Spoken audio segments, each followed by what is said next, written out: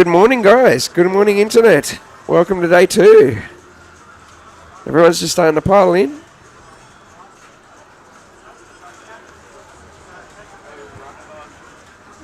Just got in the room at the moment. Just watch everyone start to pile in, I guess.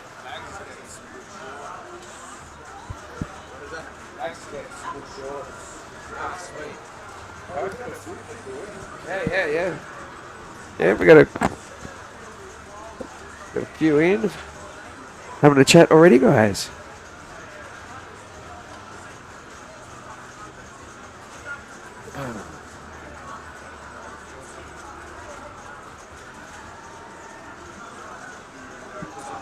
Yeah.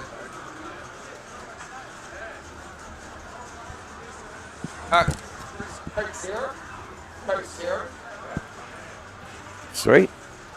A bit rusty this morning. It was a decent night last night. It was great.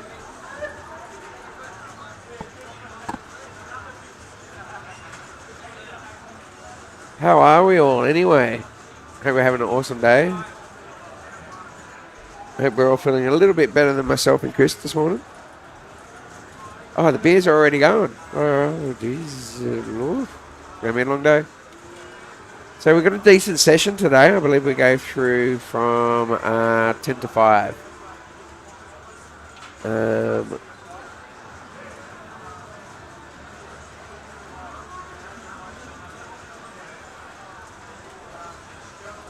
again, we're just going to kind of do what we did yesterday. We're going to be in and out.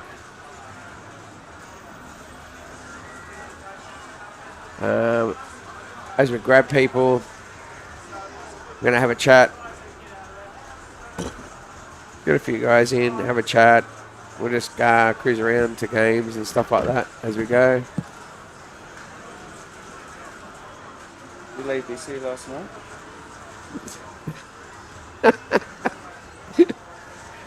How are we, Internet? Ready for a... oh, someone's playing. Half decent day, yeah. Yeah, we might switch over to that. The player cam needs a bit of adjusting. Oh, you got the lockdown bar. Yeah, you can see what the hands are doing, at least. A bit laggy there. Our camera. That's all right. It is a bit on the funky side. We'll see. We don't need to see us anyway. We can do the old...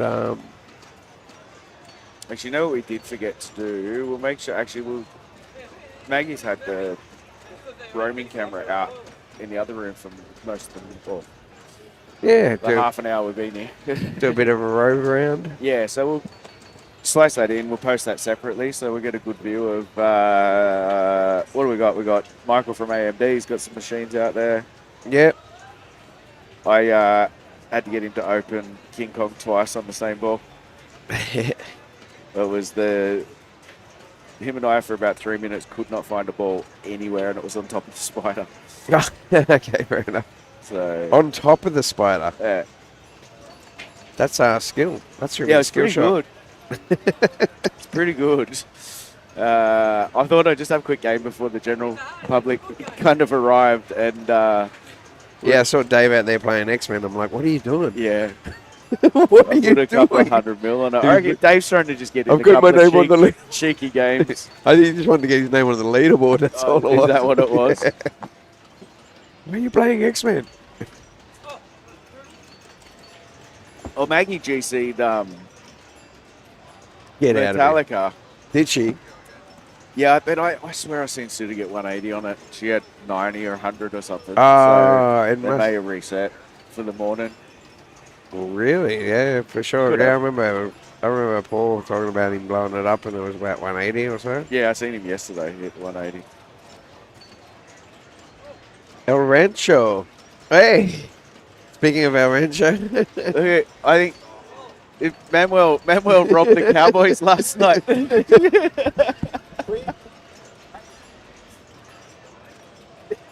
Those Cowboys last night, did you?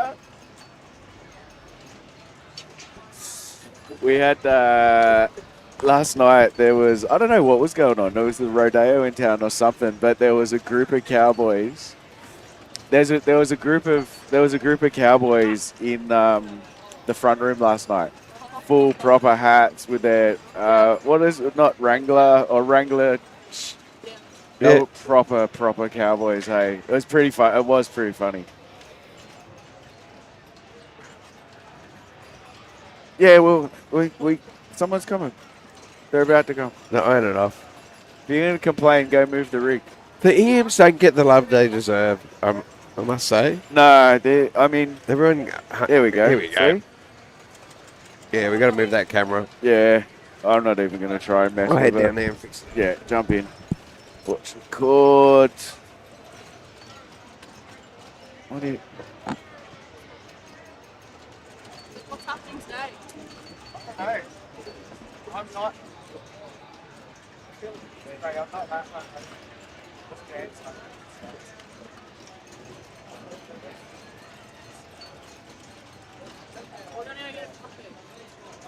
We actually jacked the top and taken the next roll across the road, way back where we were.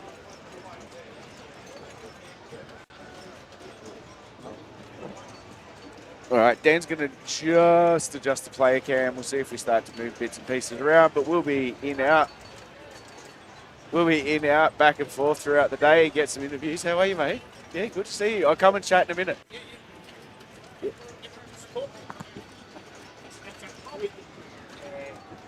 All right, starting to see everyone come in. So yeah, we'll be back and forth on the chat throughout the day.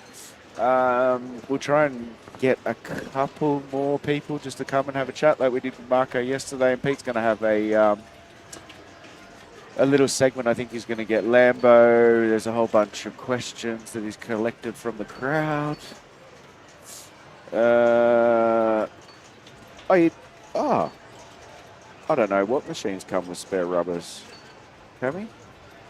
I think yesterday you said you lost a flipper rubber, didn't you?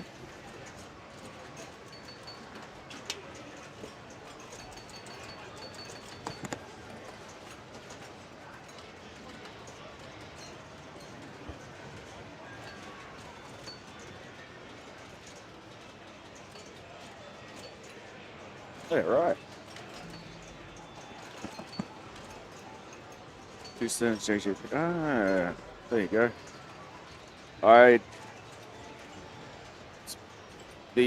Which ones are you using?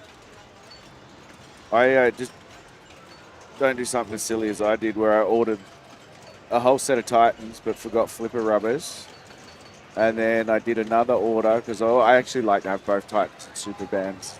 But I only ordered one flipper rubber for super bands, so that's all right. We'll order some more.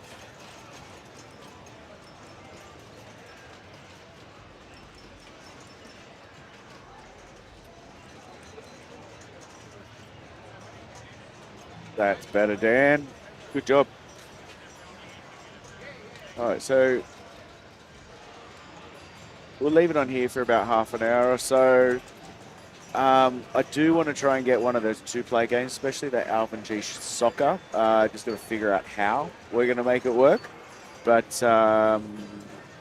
what else we got? I think we did a pretty good run yesterday. I think there might be just one far bank that we'll might try and concentrate on today. I'll double check with Dan because he did more movement than I did. Yeah, a bunch of rubbers and balls. Always put that back up. Did we do this far run yesterday? We probably didn't, did we? We've been a bit scattered, so have we got any requests? Anyone out there in the internets? I do want that out. I want Alvin G Soccer sometime today. Yeah, cool. Actually, you should experience this morning while you're still a bit hungover. Oh, no. Because it doesn't make you feel great. There are Technicolor yawns all over the playfield. Yeah, it was like I was starting to feel a bit better yesterday morning until Dave and I went and played it, and I felt bad afterwards. We did a lot of ABBA yesterday. That's why we're so cold. Oh, we're right underneath the vent. Straight underneath an aircon vent. That's why it's freezing up here. The Peter Brock one. Oh, yeah, it's in the other room. It's in the other room, unfortunately, and we're struggling to get signal back there. Yeah, so what we have got going on is Maggie's got the roaming camera. And she's taken a whole heap of footage and just storing it locally. Yep, cool. So you should see some of that pop up in some of the socials. We might get a kind of compilation up on YouTube when we get around to it. Yep. Yeah, sorry about that. We might, but we give it another go throughout the day. Right. If it starts to get a bit quieter, we might get a better signal, but there's not much else we can do, man. Yeah. I think, there's nothing we can do. The only Not thing we really. can do is have like super long It'll be- HDMI cables to the transmitters. It's super stick 'em long. somewhere else, but Yeah. that's what we got. Actually, we're going to have to paint that black too. 3 vector machines. Yeah. So that's the other thing we can do. We can do another walkthrough. We can get half of that room, I think, on the walkthrough cam. Yep. So, Yeah. It can even... but I think even Peter Brock is on that, or right on the fringe of just being a little bit too far. Blues Brothers. yeah, Blues Brothers is We out may there. be able to get that We might on the get that. walkthrough. On the walkthrough, we can We'll have give a it a quick crack. sticky beat. We'll try to do a walkthrough maybe without the mics and see if that's a little bit cleaner, not taking as much bandwidth without sound. It It shouldn't, but I shouldn't don't know. make We'll a try it. difference, really.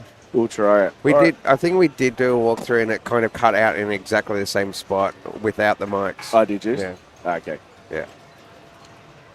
All right. Well, we'll see what we can do. And like I said, if not, there is a bunch of footage Max is grabbing from out in those other rooms this morning. So we will get that up on some of the socials, some of the feeds. And what we can do, which is probably what we could have done last night instead of drinking so much, No. we'll see if we can take the rig out and actually just even, I don't know, we won't even get the recording happening. No, because it's the signal. Yeah. The signal. That's right. We'll give it a crack later. Let's see what we can get for you guys. Yeah. All right. I'm going to go warm up in the sun for 5 minutes. Did you bring a jumper? Yeah. I've got a jumper over there. And just Cool. don't forget PJ's Don't forget glasses. PJ's glasses. All right. I'll be back. Cool.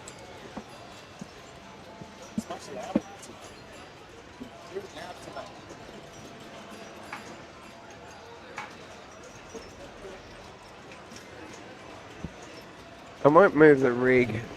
So, what cam will we go to? I'm going to find something real obscure for you guys. It's a beautiful sunny day here in Newcastle today. It's a cracking day, actually. Really nice. It's just where we're sitting is right underneath the air conditioner. That's all right. I know what'll fix that. A few beers will warm me up.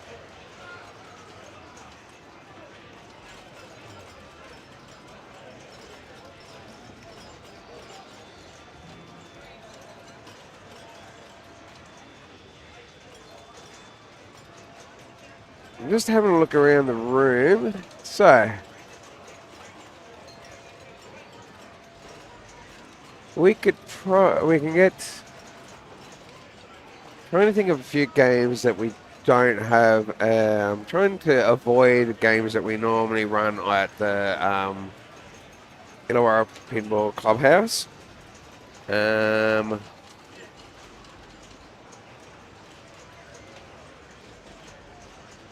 Oh well, that's a sign, isn't it? If you've got the wedgie flying past.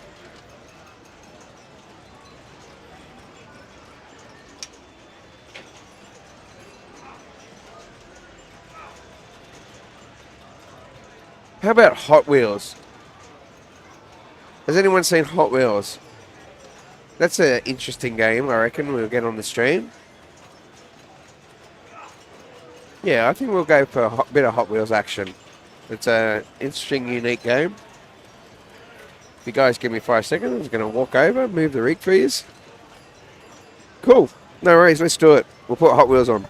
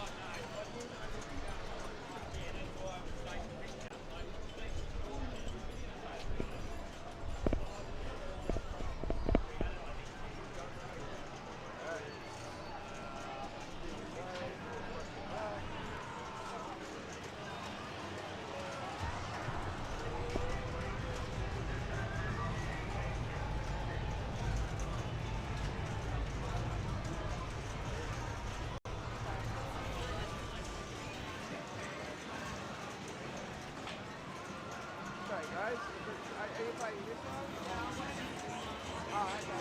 Yeah, it's alright. What you can I'm going to squeeze this thing in. Oh, okay. Yeah, sure. Awesome, thank you.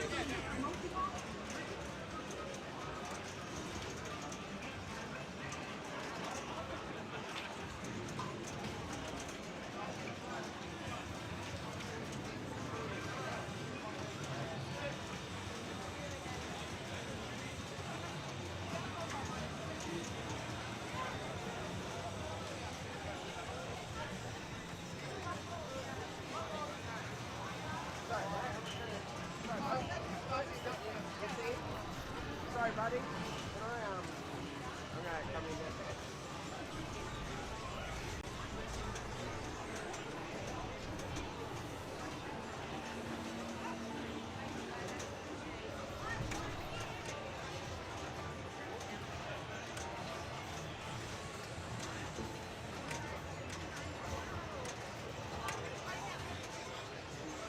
Welcome, player one.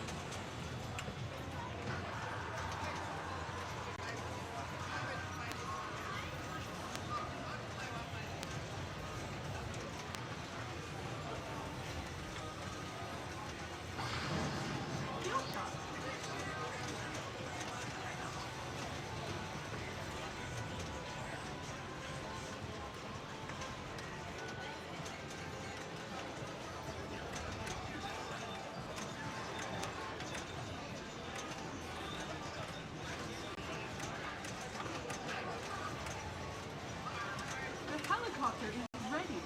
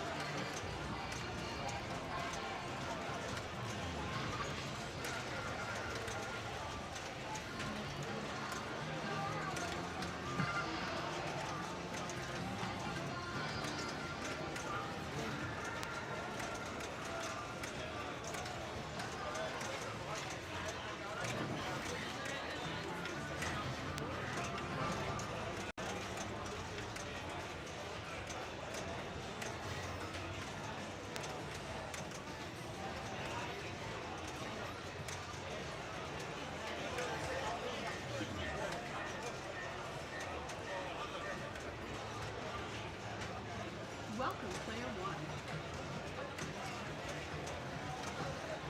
Welcome, player two.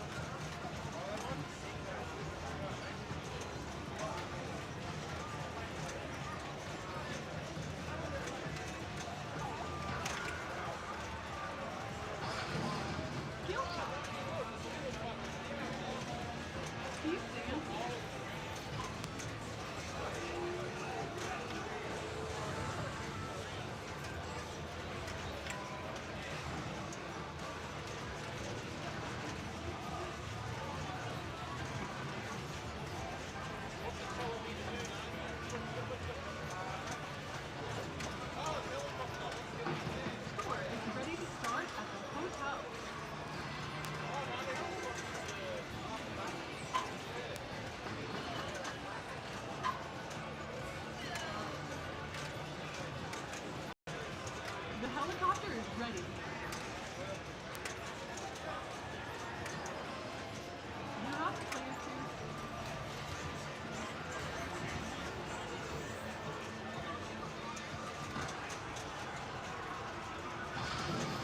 Guilty.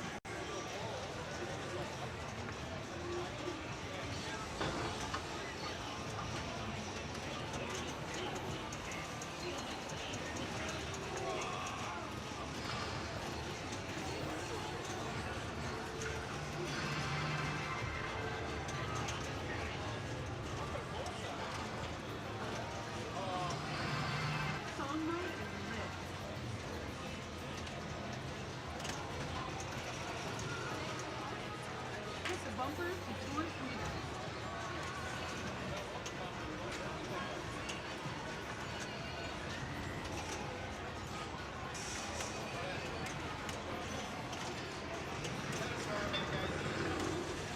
Always lost in helicopter.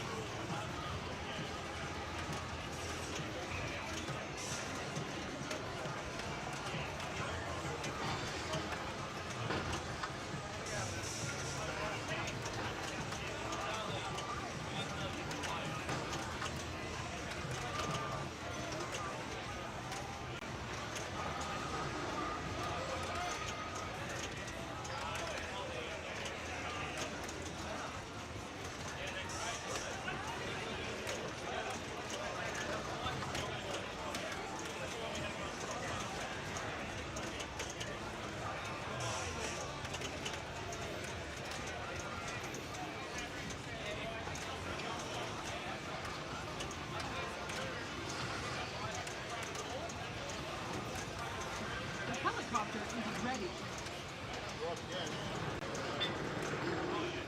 A ball is locked in the helicopter.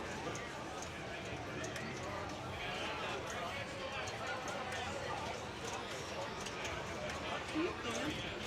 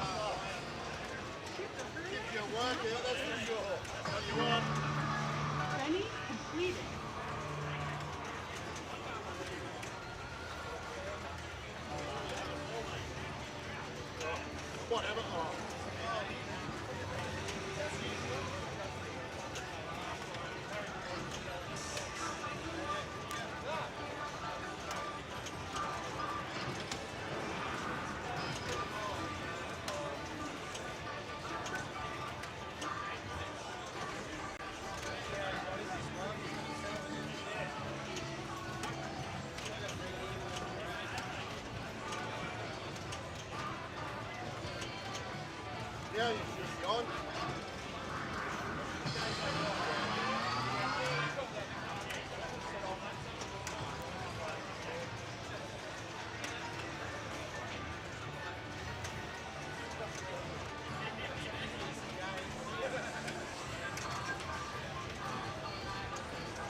The Italian challenge is ready.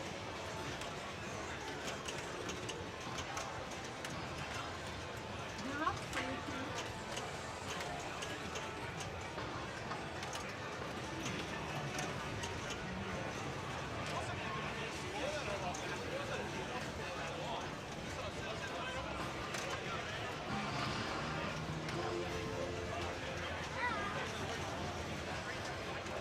You're up, everyone. And the Italian challenge is ready.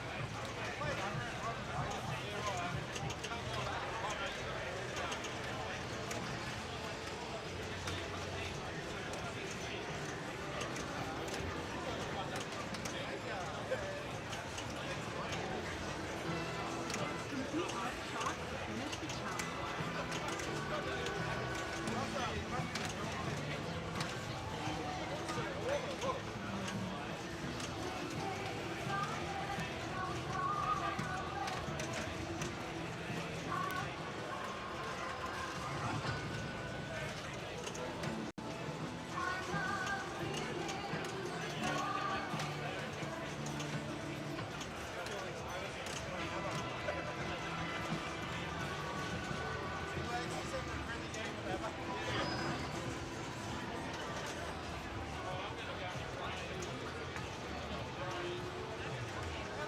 Keep dancing.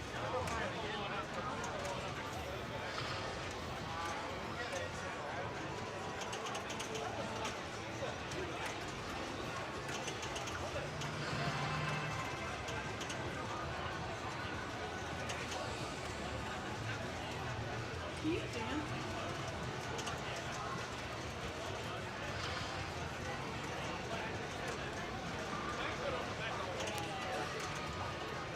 Keep France to tour Europe.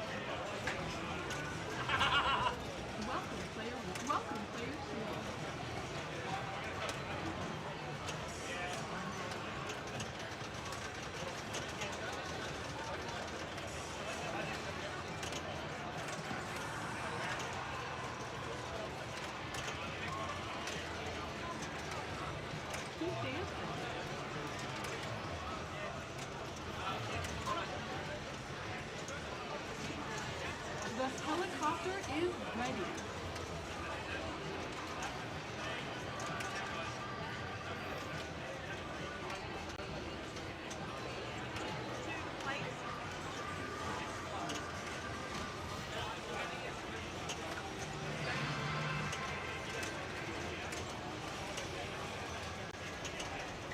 Keep dancing.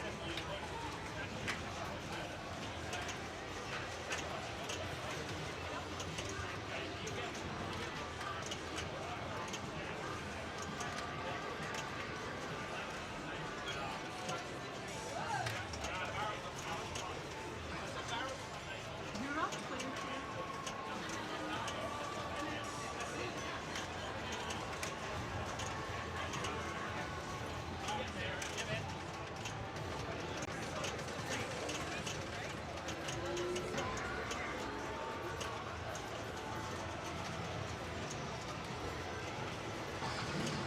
Skill shot.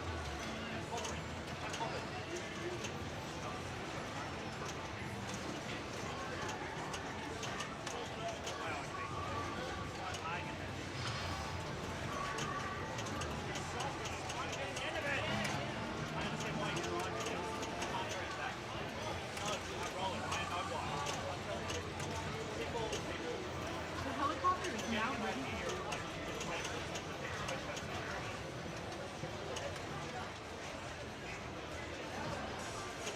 You're up, player one.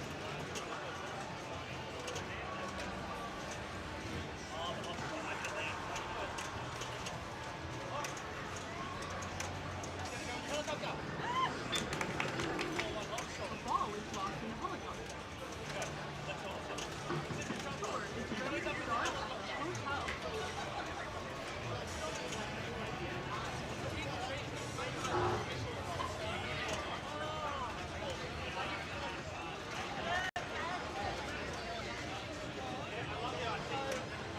You're up, Clancy. Skill shot.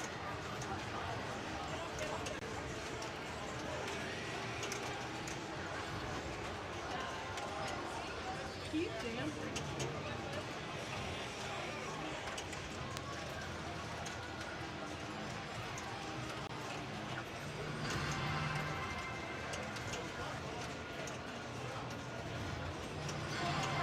Song mode is ready.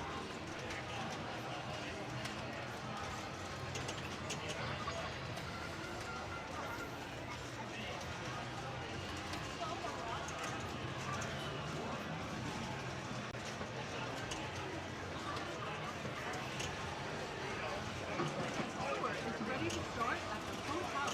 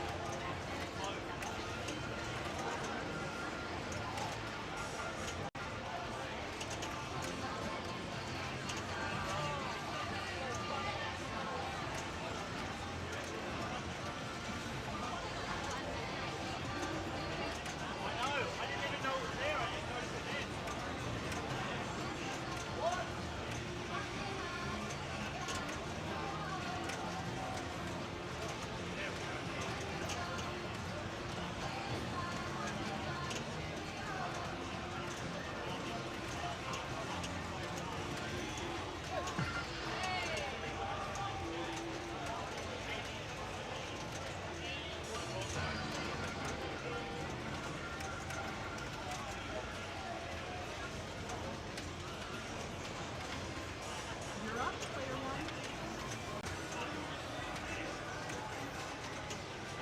Keep dancing. The helicopter is ready.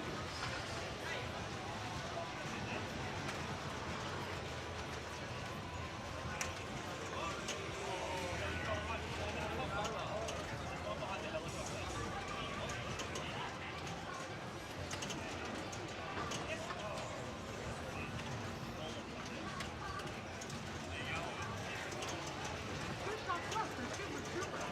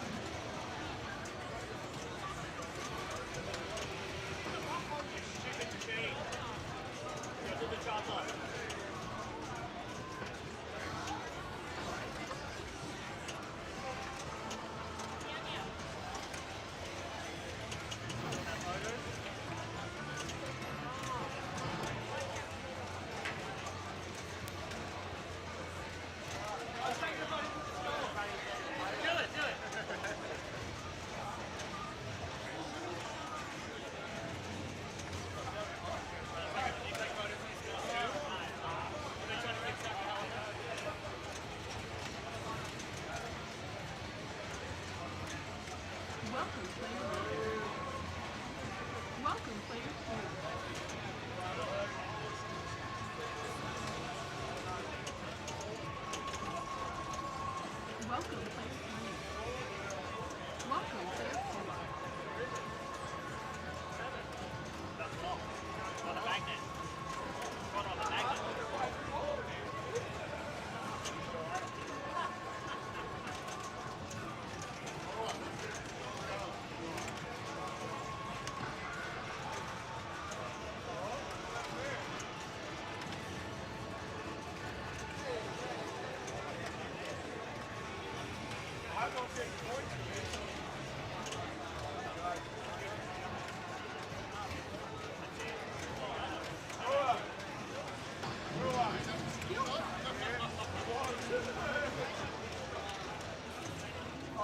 Keep dancing.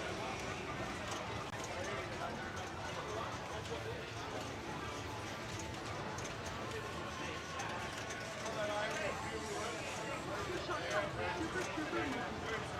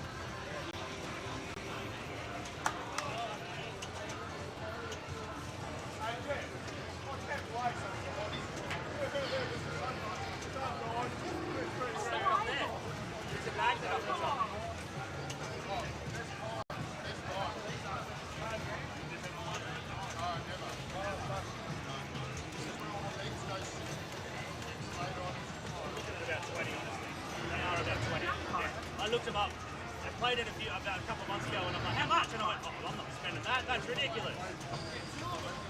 Right? You can get 2 second-hand cheaper Valley ones for the 90s. Ready to start at the hotel.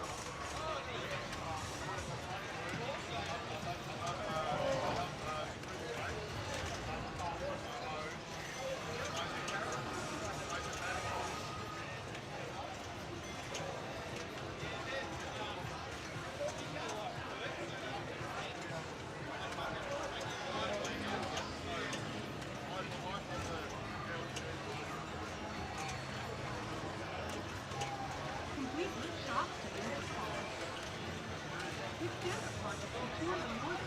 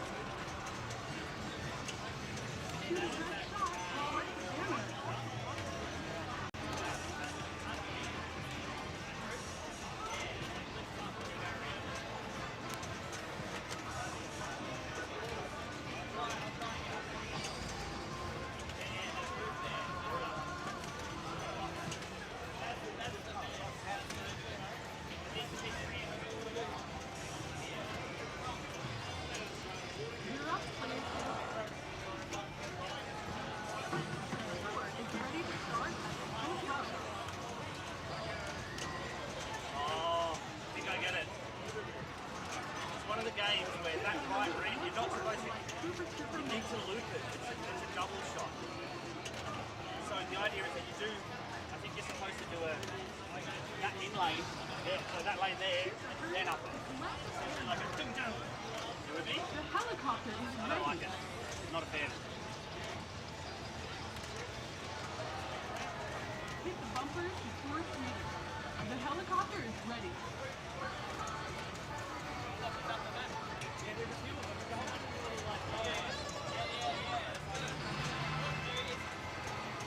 Keep dancing.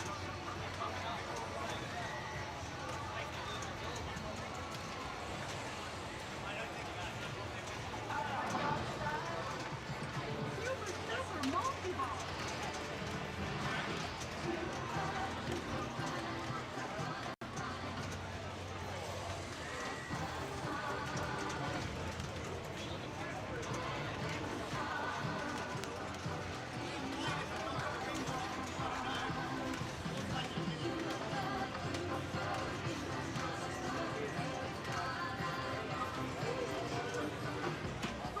Ready to start?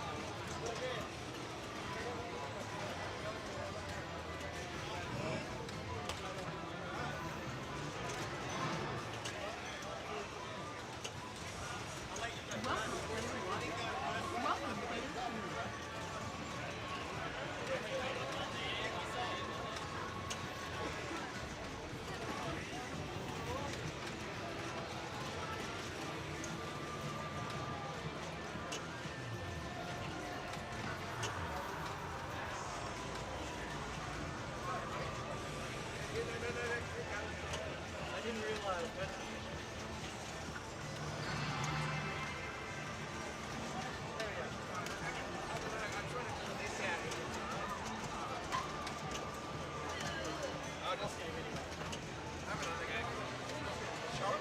Sorry about that. Keep dancing. Have another go. That was my fault.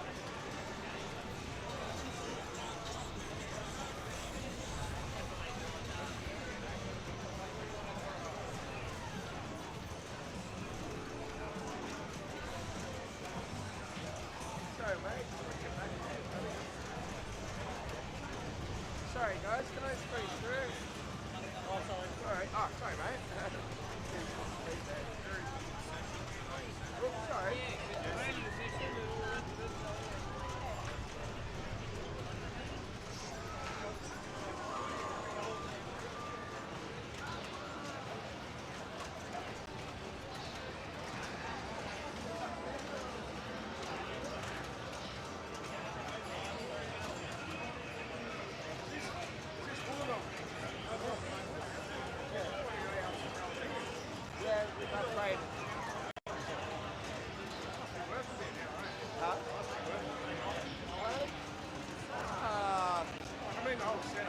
yeah.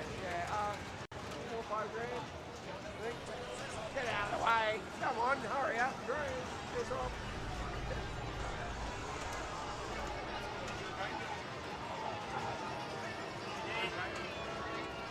Chris.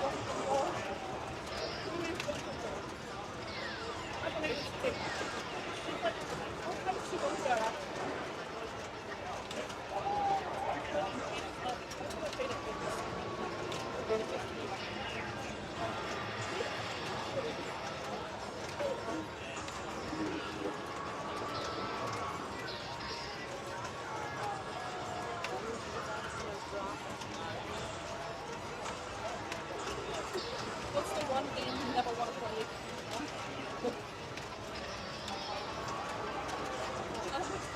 Happy that it takes to get into the zone. Oh yeah.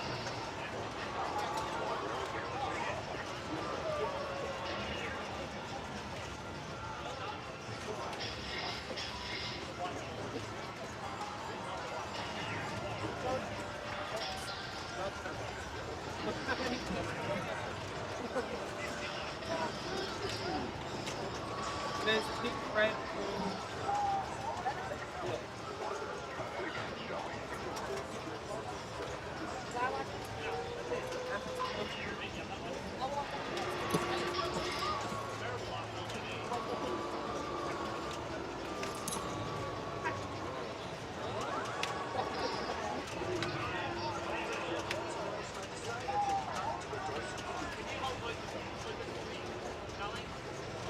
You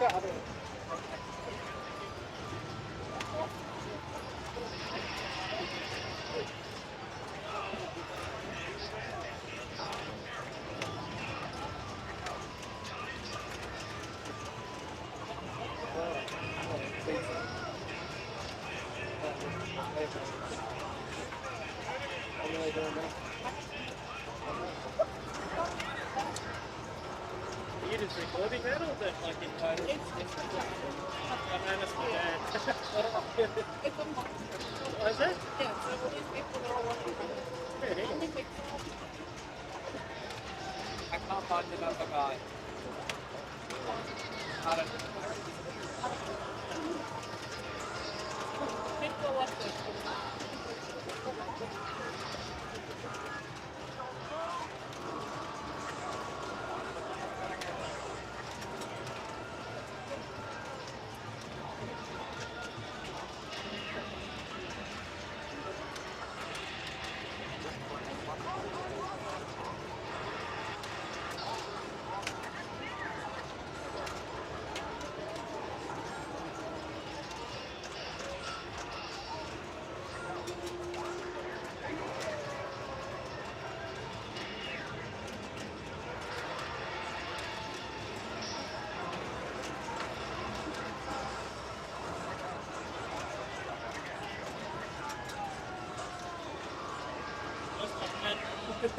Yeah. So what thing? So what thing? Yeah.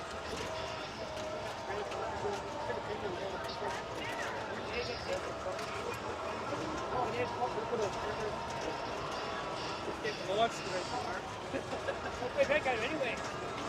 Roll it up on the web. Where's my fan?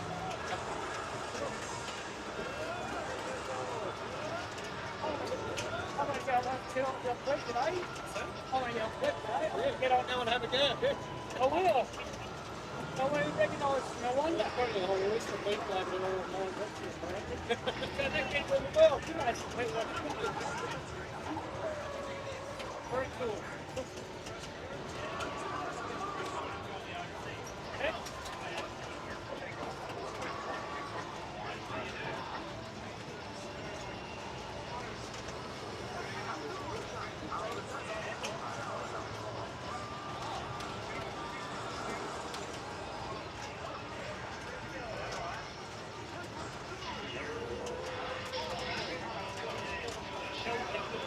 Here.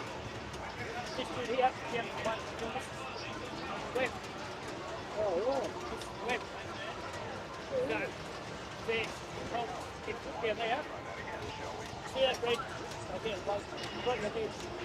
Go to the red thing. That's the tap one. Wait for it. That's stick it. Yeah, but that's the thing. Oh, the signal.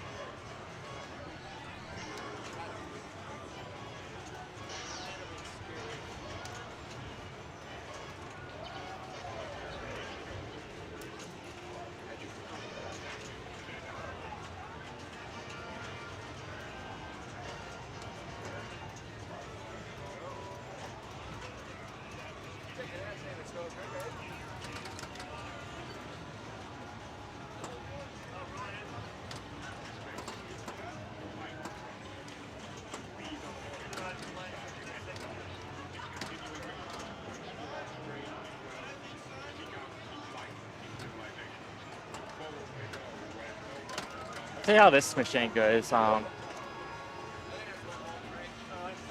Bit of glare on that glass, but got Dazzler up there now. Oh, no, I can't help myself.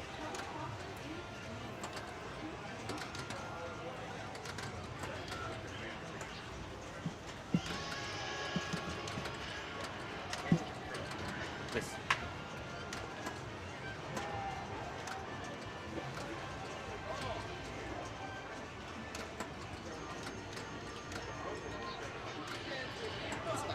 Yeah. Yeah.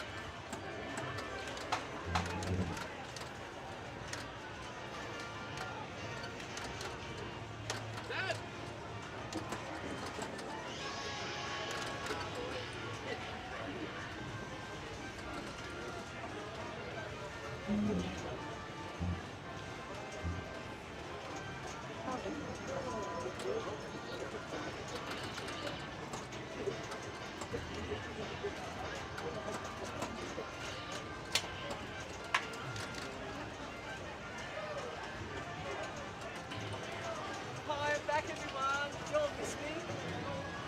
I was at the park lot.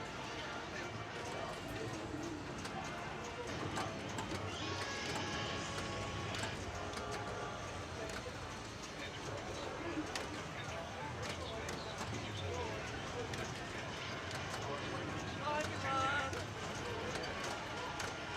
I'm Richard Single.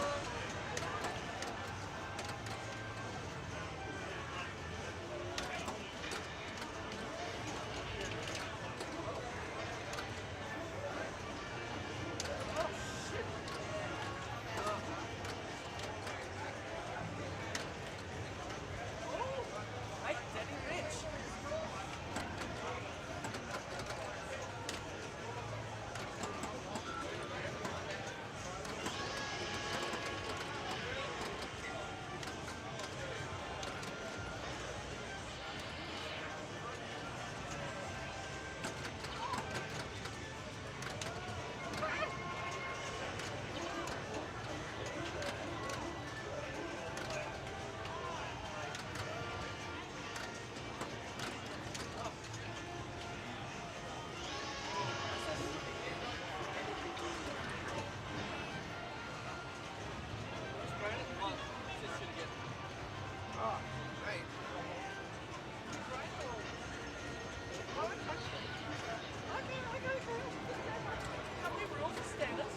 I shoot again.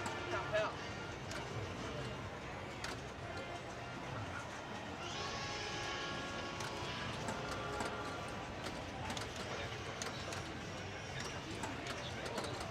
Hi Sean, how you doing?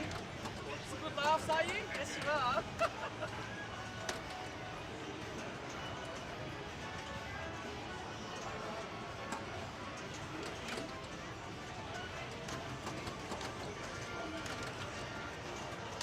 Oh, baby. Oh.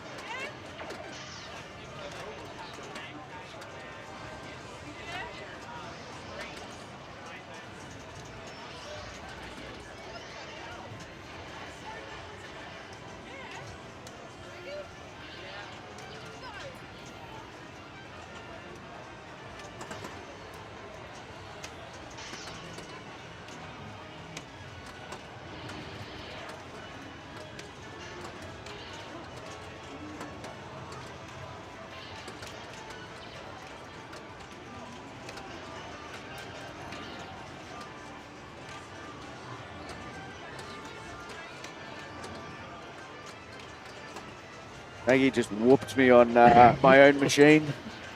Hey, unplug the mic part.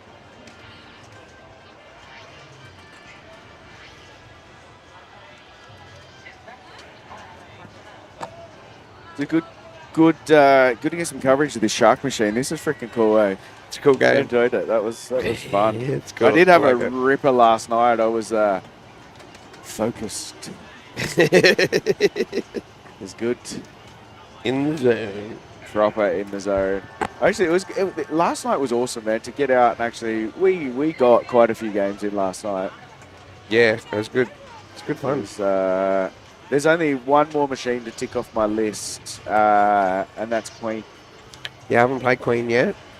I probably should have a proper game of June because I think I had one ball Yeah. before we were going to catch the bloody courtesy bus, and then we ran. Yeah, we And did it. bolted. Big dog Muzz. Big dog. So when your interview's happening, Chris? Ah, cool. What? When's your interview's happening?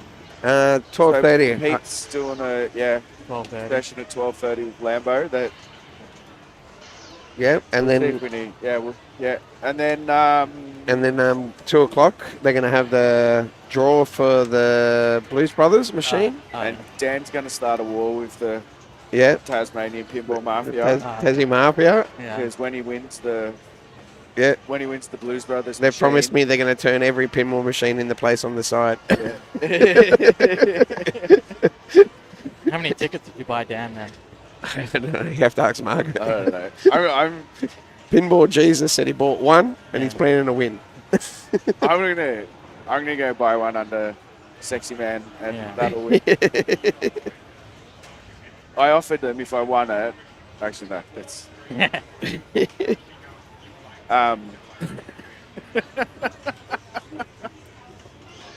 oh god, Terrific, Chris. go get a rig move somewhere, Muzz. Yeah, what do you reckon? I was Put on- thinking put on- Playboy. Oh yeah, somewhere down there. We haven't got much. Yeah. Or I want to play medieval. Oh, you know what I really want to get it on? What? The soccer. Oh yeah, we're gonna do Alvin G's. Actually, let's make let's- our way down that run, Yeah, and then when we get to it, cool. Because we're almost at 12:30. So Pete's oh, we gonna are indeed. Let me go. Pete's gonna have a Q&A. I'll go warm up. Do you want to be here for the start of it, or do you want me to sit through? Whatever. I reckon whatever.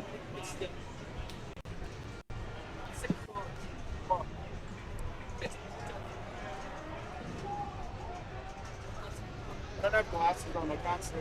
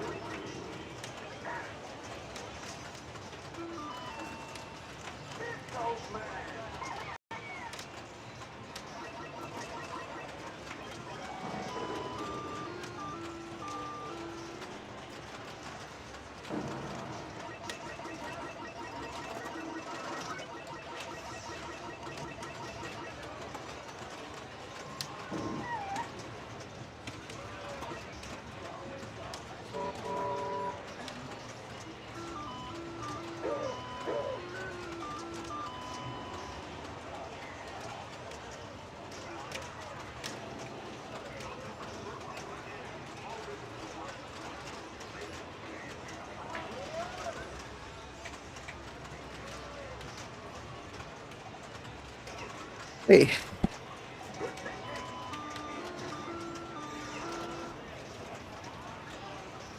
Here he is. Yeah, we've got to get it on that the two-player soccer game at some stage for sure. Oh, a bit of Playboy action, eh? Yeah. I know Chris Bitter likes his Playboy. Yes. You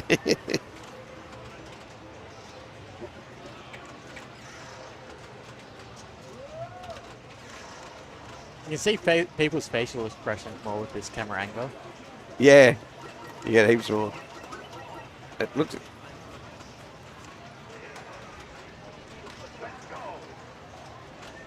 Oh. It's a rough game. Flipper's not very strong on this one. I haven't played it yet. Yeah. And the plunge is a bit dodgy. There's not much doing on it though, is there?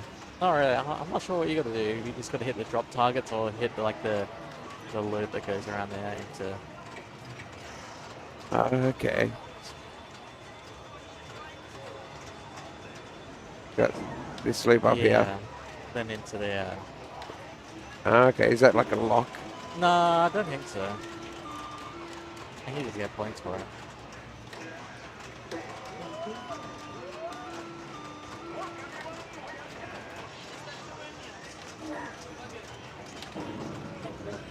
So you're not too hungover today, Dan? I'm very hungover.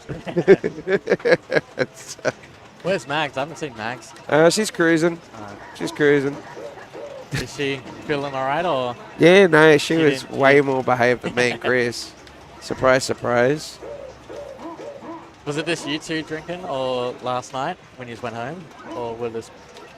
I think Maggie had one with us, and then she went to sleep, and then I think me and Chris managed to knock off about another 2 or 3.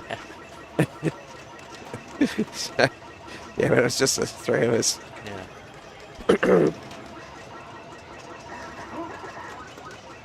It is past midday though. That means it's got to be getting close to beer o'clock. Yeah. Happy hour should be soon, shouldn't it? Yeah. What time did that start yesterday? I can't remember. 3 o'clock, I think. That's too far away. That's too late. Show's over by then. Yeah. I haven't seen Sue to surface yet. Oh, I haven't. That's not right. Bit fashionably late.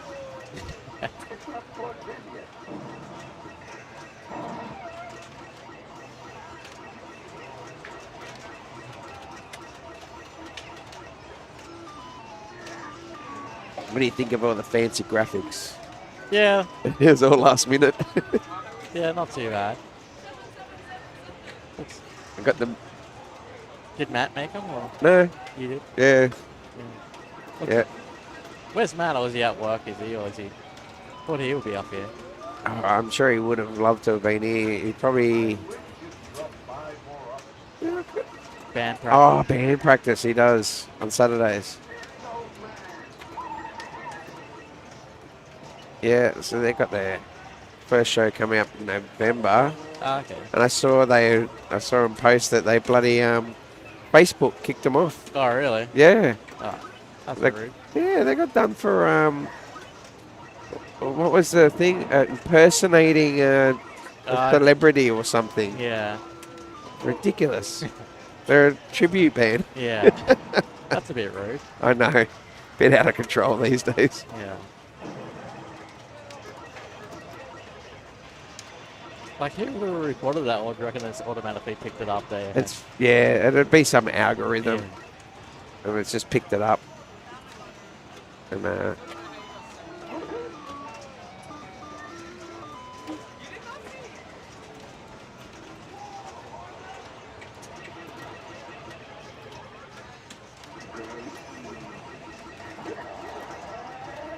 hopefully someone buys Dave's X-Men. so we can get Star Wars? Yeah, so I think that's what or he's going just to do. we don't have to play X-Men again. Of ours.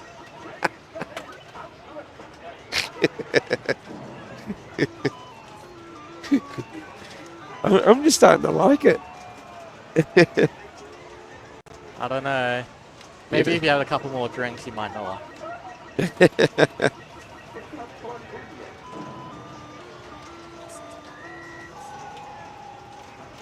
Isn't Stewie doing up one of these Playboys? Oh, is he? I think I've seen one in his house. Yeah, it's probably. Oh God. Yeah, I thought he had 2 of them and he's using one of them for parts or something. It's a donor machine, and Yeah. Something like that, maybe. Unless he's doing 2 of them. Oh. Straight down the middle.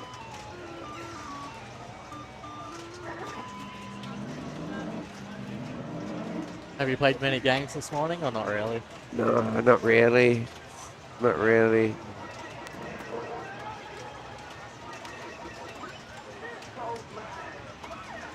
Wonder how Chris is going. What happened having to wait in line?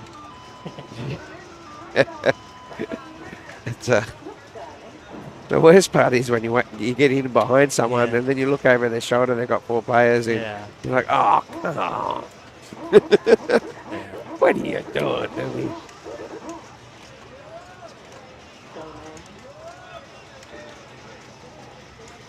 mean, yeah, struggling. More down. Yeah. Where's your coffee? Oh, you don't drink coffee. Yeah, no, coffee's morning. Coffee's morning, come noon, beer time. Yeah. No one wants to play Playboy now. Yeah, Oh, here we go. They walked past and he looked back and it's like, oh.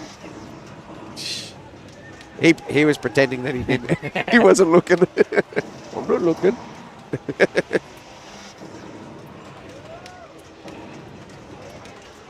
It was with the rig over yesterday on a machine, and the guy goes, "Oh no, I wait. I'm not going to play anymore." I'm like, "No, you're all right." And he's like, "No, not meant to be here."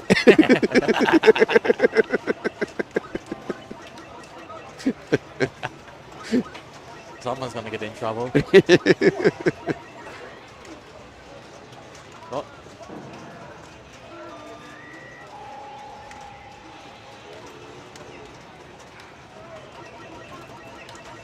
I was so close to getting a Kit Kat yesterday off that old machine. I was so disappointed. What?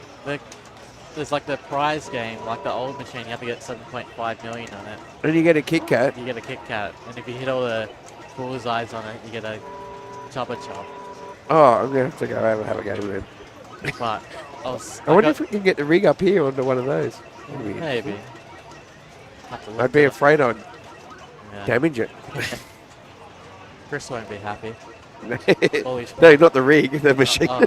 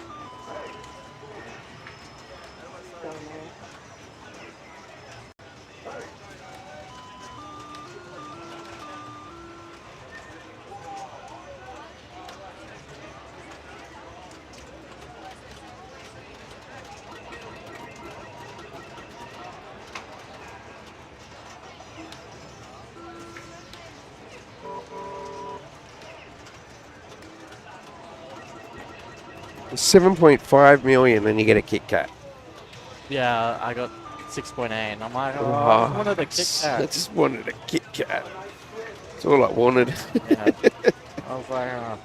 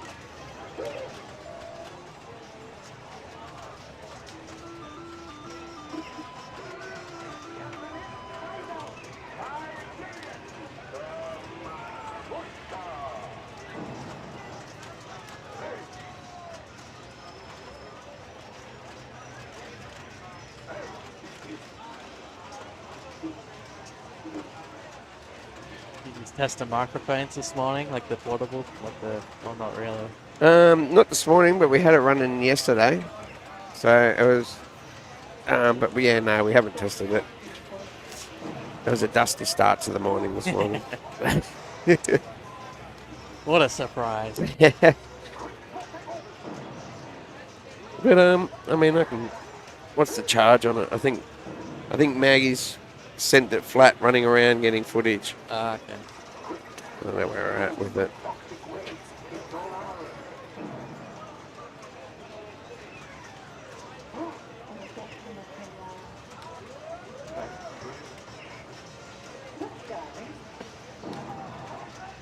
Not much interest in Playboy. No. Only a couple of games so far. I think I might try and move it over and get it on that soccer game. Oh, See yeah. if we can actually Yeah. work that somehow. Yeah. I'll give it a crack. We'll see how we go.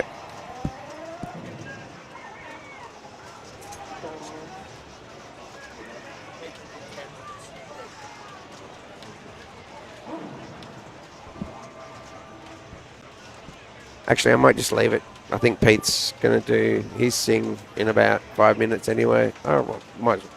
So what's Pete doing anyway? Is he doing a? He's going to have a chat to Lambo, I think, and a bit of a Q&A session. And Just about like ACS and that, or just other things? I think it's about pinball in general. Yeah. Or Yes. Pete's. No worries. I think it's just more about games and Yeah. just a general chatty Yeah. chat. I swear to God, we're not looking. Yeah. Yeah. Yeah. Yeah. Yeah. Okay. Yes. Chat, guys. Sorry? When are we going to have a chat? A bit later on. We've Tell got. me. Yeah, cool. Sweet. So, we've got Frank and Justin here. They run a Steve event called Tasmania. Yep. They come up every year with their crew, big supporters at the event. Awesome. Started their own event in Tasmania. Should it be before or after we win the Blues Brothers? No, we're winning.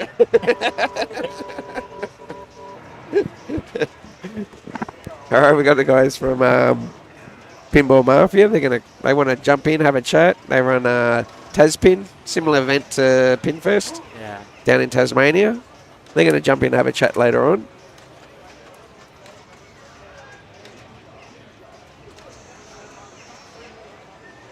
I think I'll get Chris in to have a chat. Yeah. So I think once Pete's finished with I'm going to chat to Lambo, I think then we might try and line up. So we'll have the raffle at 2 o'clock. That's not going to take long. And then we might line up. I think we've got Michael from AMD is going to jump in with Chris, have a chat. Yeah. Might as well get the boys from Taspin in and have a chat straight after that. Oh. Give them a heads up.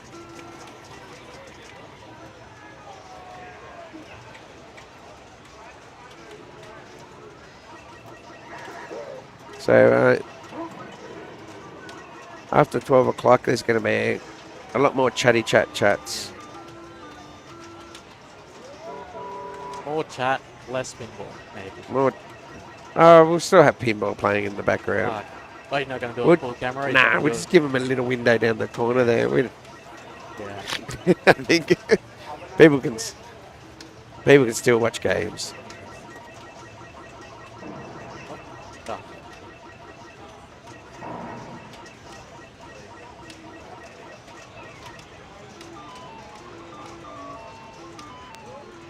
Did you go to last year's Pinfest? Or is this the first time you This is did? my first Pinfest. My first one. You liking it so far? Or are you just here for the drinking? Or both? I'm here for the pinball and the drinking. Excuse me. Already have. Yeah. Already have. Lambo must be putting up a high score on something. No, he's just having an average game. Yeah. That's a half-hour game, isn't it?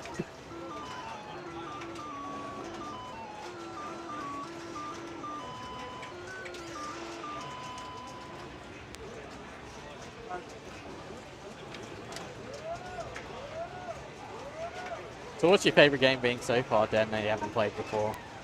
My favourite.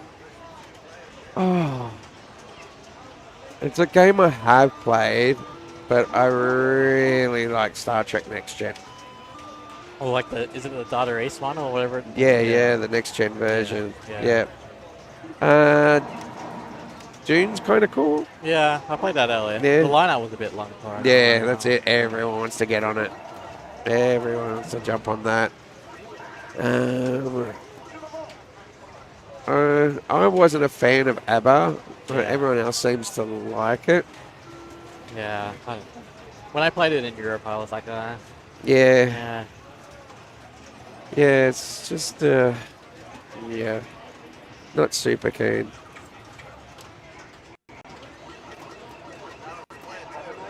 I finally got onto the Creatures that's here. Oh, yeah. And that thing plays really nice. Super smooth playfield. Lazy flippers. Yeah, I would say that, Yeah. But for Creatures, like to have that middle insert on the playfield, it hardly deviates at all. Yeah. And that's normally the number one thing in that. How's yours going? Is it going alright, or are you still fixing it? Yeah, it seems to be running fine. I've got to talk to the guys here at Retro City. I've been chatting to them. We've got a bit of an issue with the DMD. Oh, geez. Yeah. So we're just trying to sort it out. We're trying to work out whether it's a corrupted file or I have an aftermarket control board in it. Okay. So it might be that. But it's been really good. The guys have been really responsive, emailing me back, let me know, and trying to chase down what the issue could be, which is a good thing. Yeah, and I didn't realise how bad it actually was until I saw the DMD and the Creatures here. I'm like, oh yeah, mine looks nothing like that. Oh, that's with no colour. So what's wrong with this? There's no colour? Yeah, in certain scenes, it will not go colour. It will just go back, revert to the green. Okay. And it will just stay on the green. Yeah. So, yeah. Which, I mean, it doesn't affect the play at all. Yeah. Playing-wise, it plays really nice. Yeah.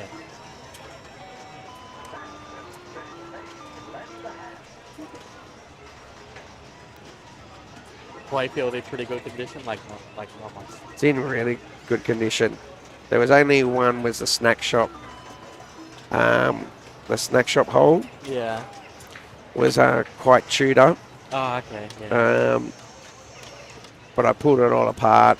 Yeah. Bogged it all up, painted it all back up, and then put a Cliffy protector in it. And it's perfect now.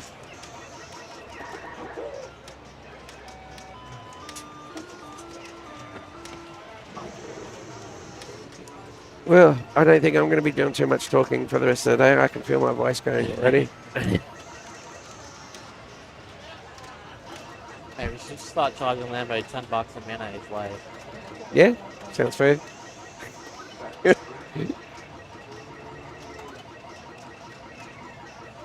Okay, the masses are waiting for you. Number one in. Is he still on number two? I think he's number 2. Ashes. Yeah. Ashes moved into town and What, who's not? Is Dot still number 3 then? Michael Dot? oh, He used to be number 2. don't know. And yeah, I'm not too sure, to tell you the truth.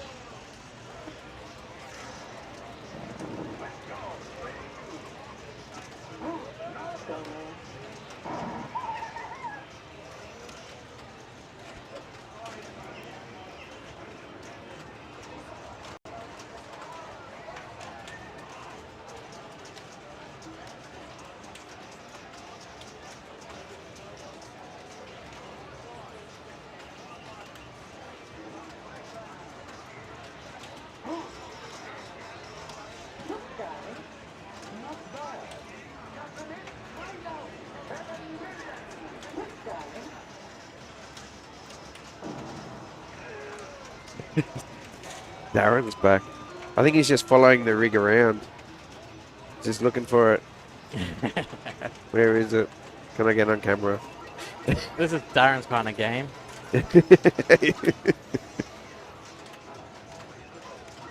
PJ's number 2 in odds at the moment. PJ is. Yeah.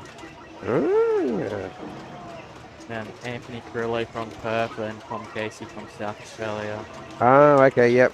Then Peely, then Pat, then Michael Stewart.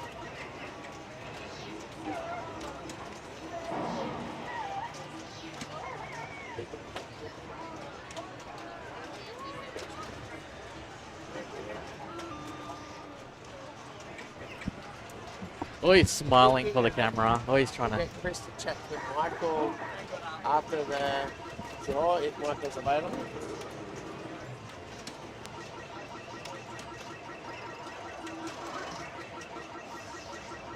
I don't think so. I don't know which one Michael is.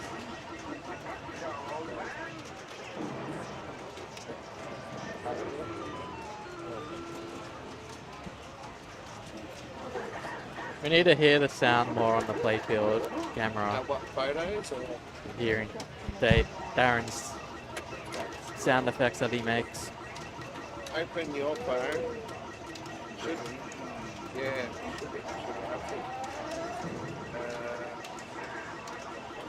What, all of these?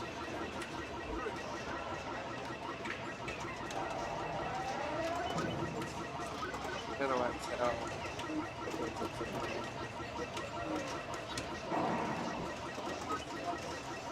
All of these.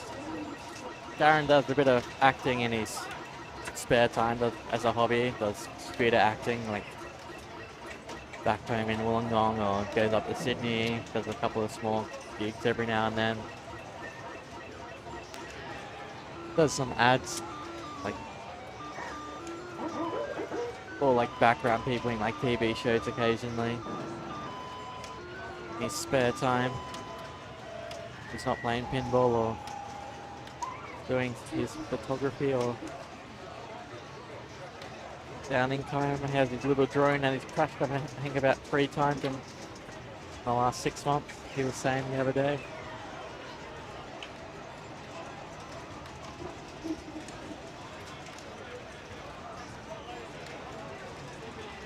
So like this maybe.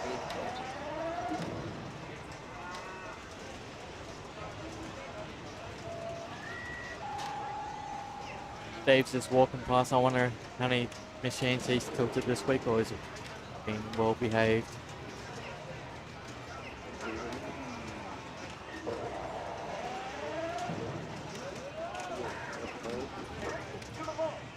Pete was here, Lambo wasn't.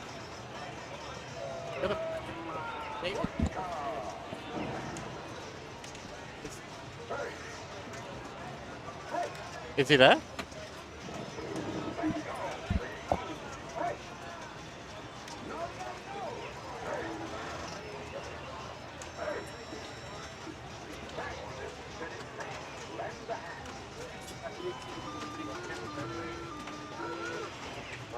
Just unplug it, unplug it, unplug it.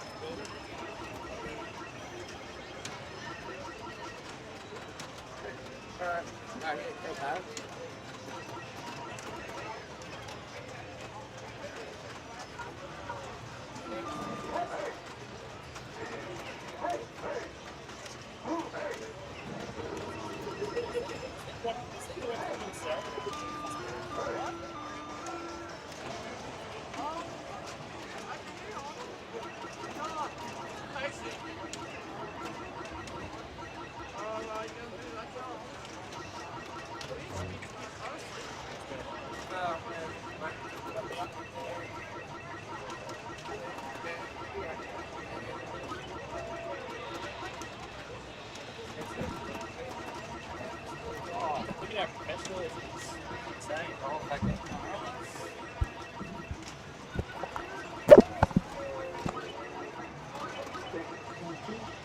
Man, we don't have anything like this in Queensland.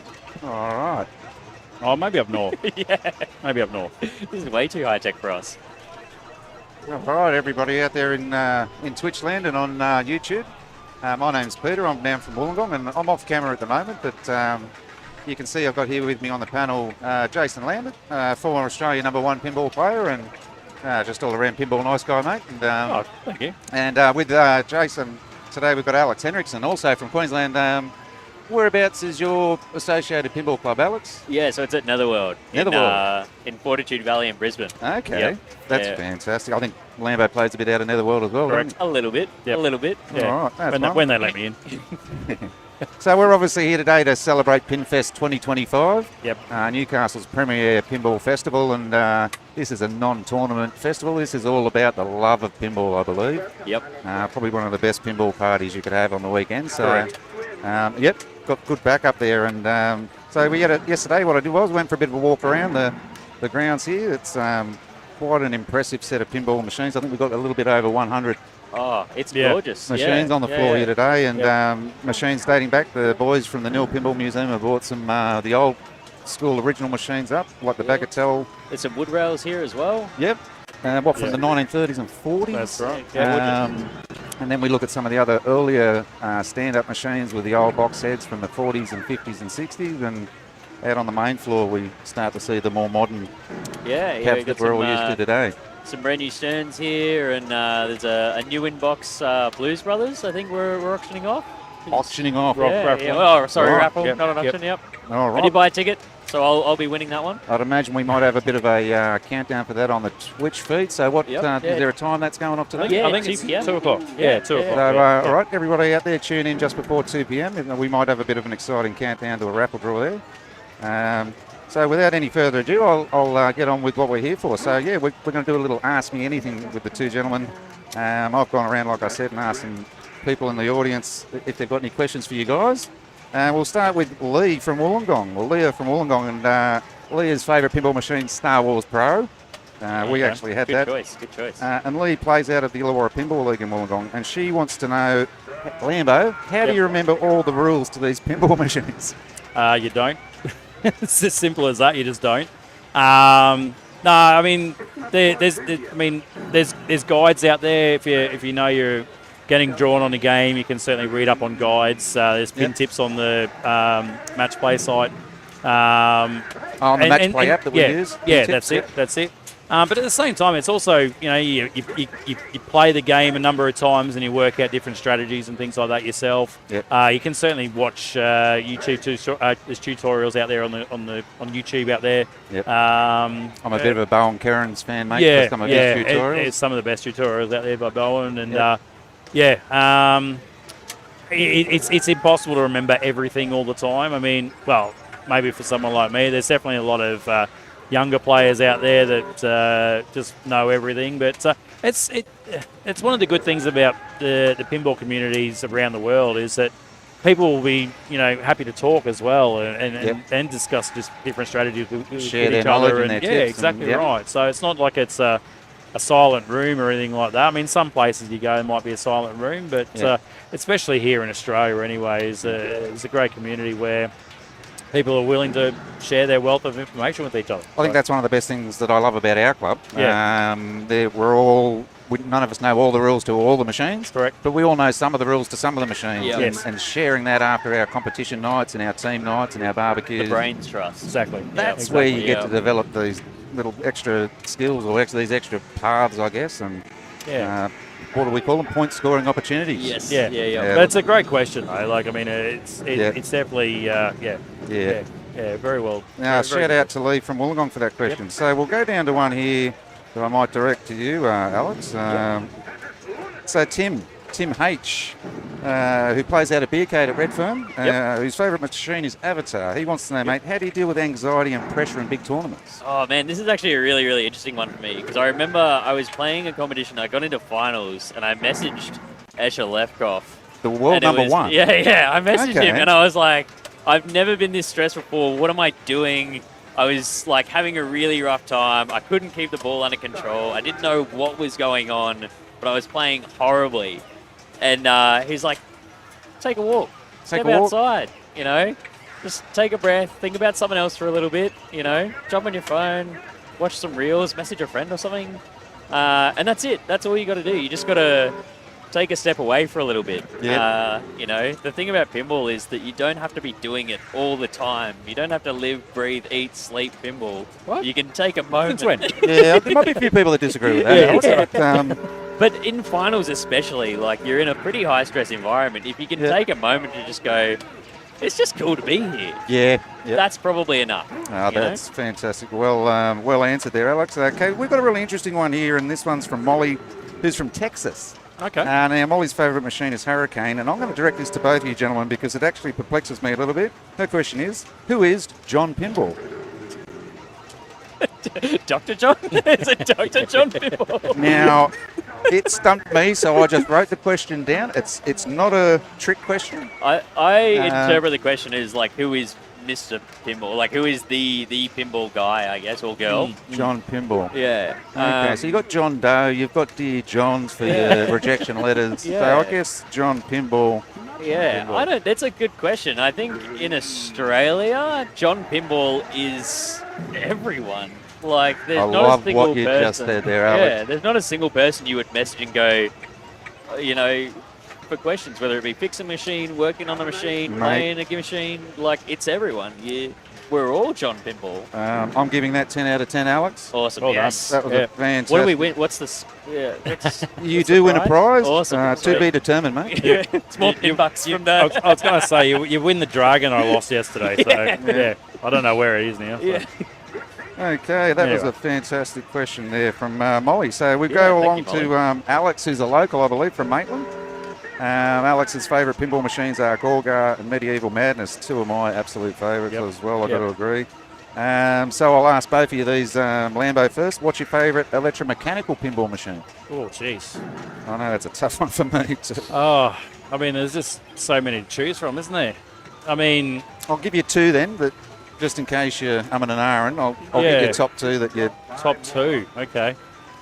Well, I mean, it's hard to go past one of our local favourites, I guess, in Centigrade, I guess. I mean, Centigrade 37? There's a really nice one here. definitely have a love-hate relationship with Centigrade, but yeah. I'm a big fan of, I think, Aztec, I think, is another Oh, great game. EM. Just nailing that spinner all day long. Nice. Beautiful. All right, Alex? Mine is so easy. It's volley. Volley. We had- Oh, We had I one can't at believe I Masters. forgot you that. forgot that. Yeah. Thank you, Guarantees, for donating Um, your volley to Masters. That thing was amazing. All right, I'm taking Centigrade out. Yeah, that Centigrade's thing gone. is the best. Volley for both? Yeah, And easy. a second one for you, Alex? Yeah. A second game.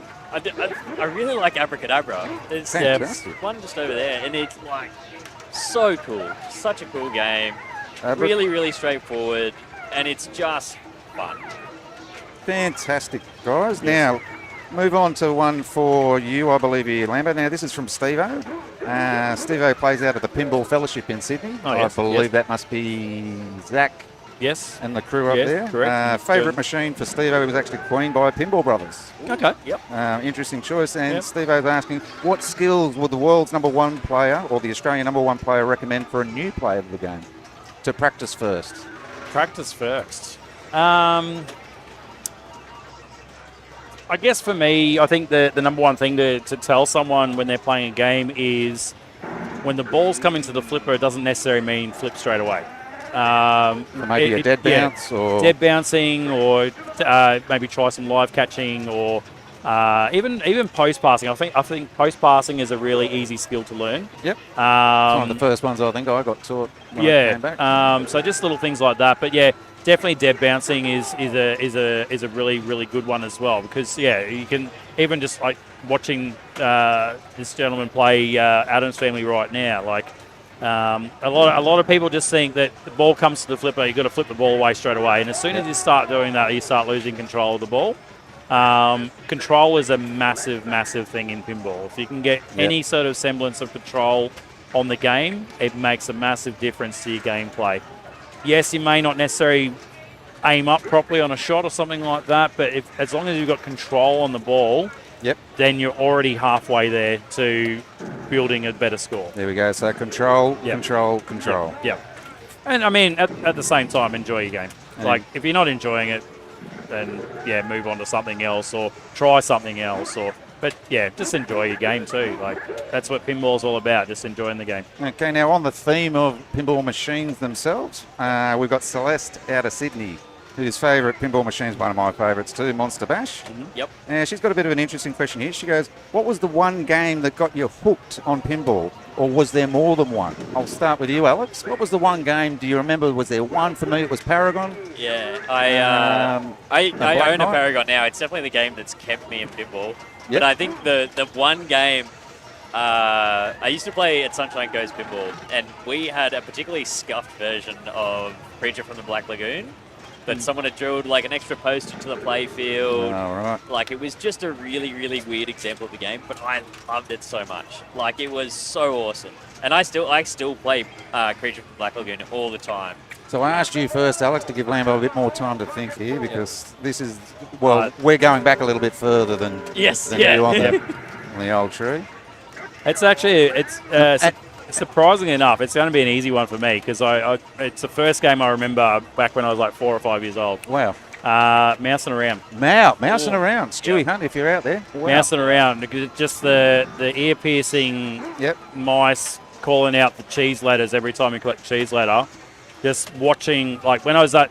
So basically the story is that Mum and Dad used to bowl on a Thursday night at the local bowling centre. They obviously had arcade games and pinballs at the local centre, and at night they didn't have the childcare facilities happening, so we had to find something to do, and we used to go and annoy the adults playing the pinnies. And used to hover around and hopefully we get a free game here or there, because someone have to go play. And the one that just sticks in my mind is Mousing Around. I love the sound or the sound bite you get when you press the start button. Yes. It's the big mafia guy saying, you want to mouse around? Yeah. Awesome. Oh, we've got that at the club at the moment. It's an Yep. absolute club favourite. Yep. Fantastic question there from Celeste. Yes. Actually, we'll go one more on the actual pinball machines. A quick one here from David from Warhope, whose favourite machine is Fishtails. Just what's your favourite pinball machine of all time? Lambo? Data East, Guns N' Roses. Gunners. Oh, nice. That was quick. Alex? Mine's got to be Paragon. It's such a good game. There's so much in it. Yep. It's a classic. It's indestructible. And you I don't know cannot you cannot move it. Like, it is a million kilograms. Your Paragon's given you a million headaches over the years. That's true. How many hernias? Just the one? Enough. Do you think that Beast's cage on Paragon, do you think the X-Men has gotten influence or inspiration from that particular feature on the Paragon playfield? I believe so, yeah. It's definitely an upgrade on it, definitely. Because I see the same cage on How's That, or How's That? Yeah. I don't know if How's That was before Paragon, but I'm assuming Paragon was earlier. I know How's That was a Hankin, mate. I think, How's That probably would have been after. Because Paragon was, 79, 80, somewhere around there? That's before I was born. Still in a solid state on the scoreboard. All right, we'll move along. Thanks for that answer there, guys. So Sierra, who plays out of Wollongong with the Illawarra Pinball League, favourite machine, Attack from Mars. Yeah. Sarah's got a question I'll direct to you, Lambo. Do you think going to the World Championships is worth it? Yes. Yes, in a word, yes. Yes.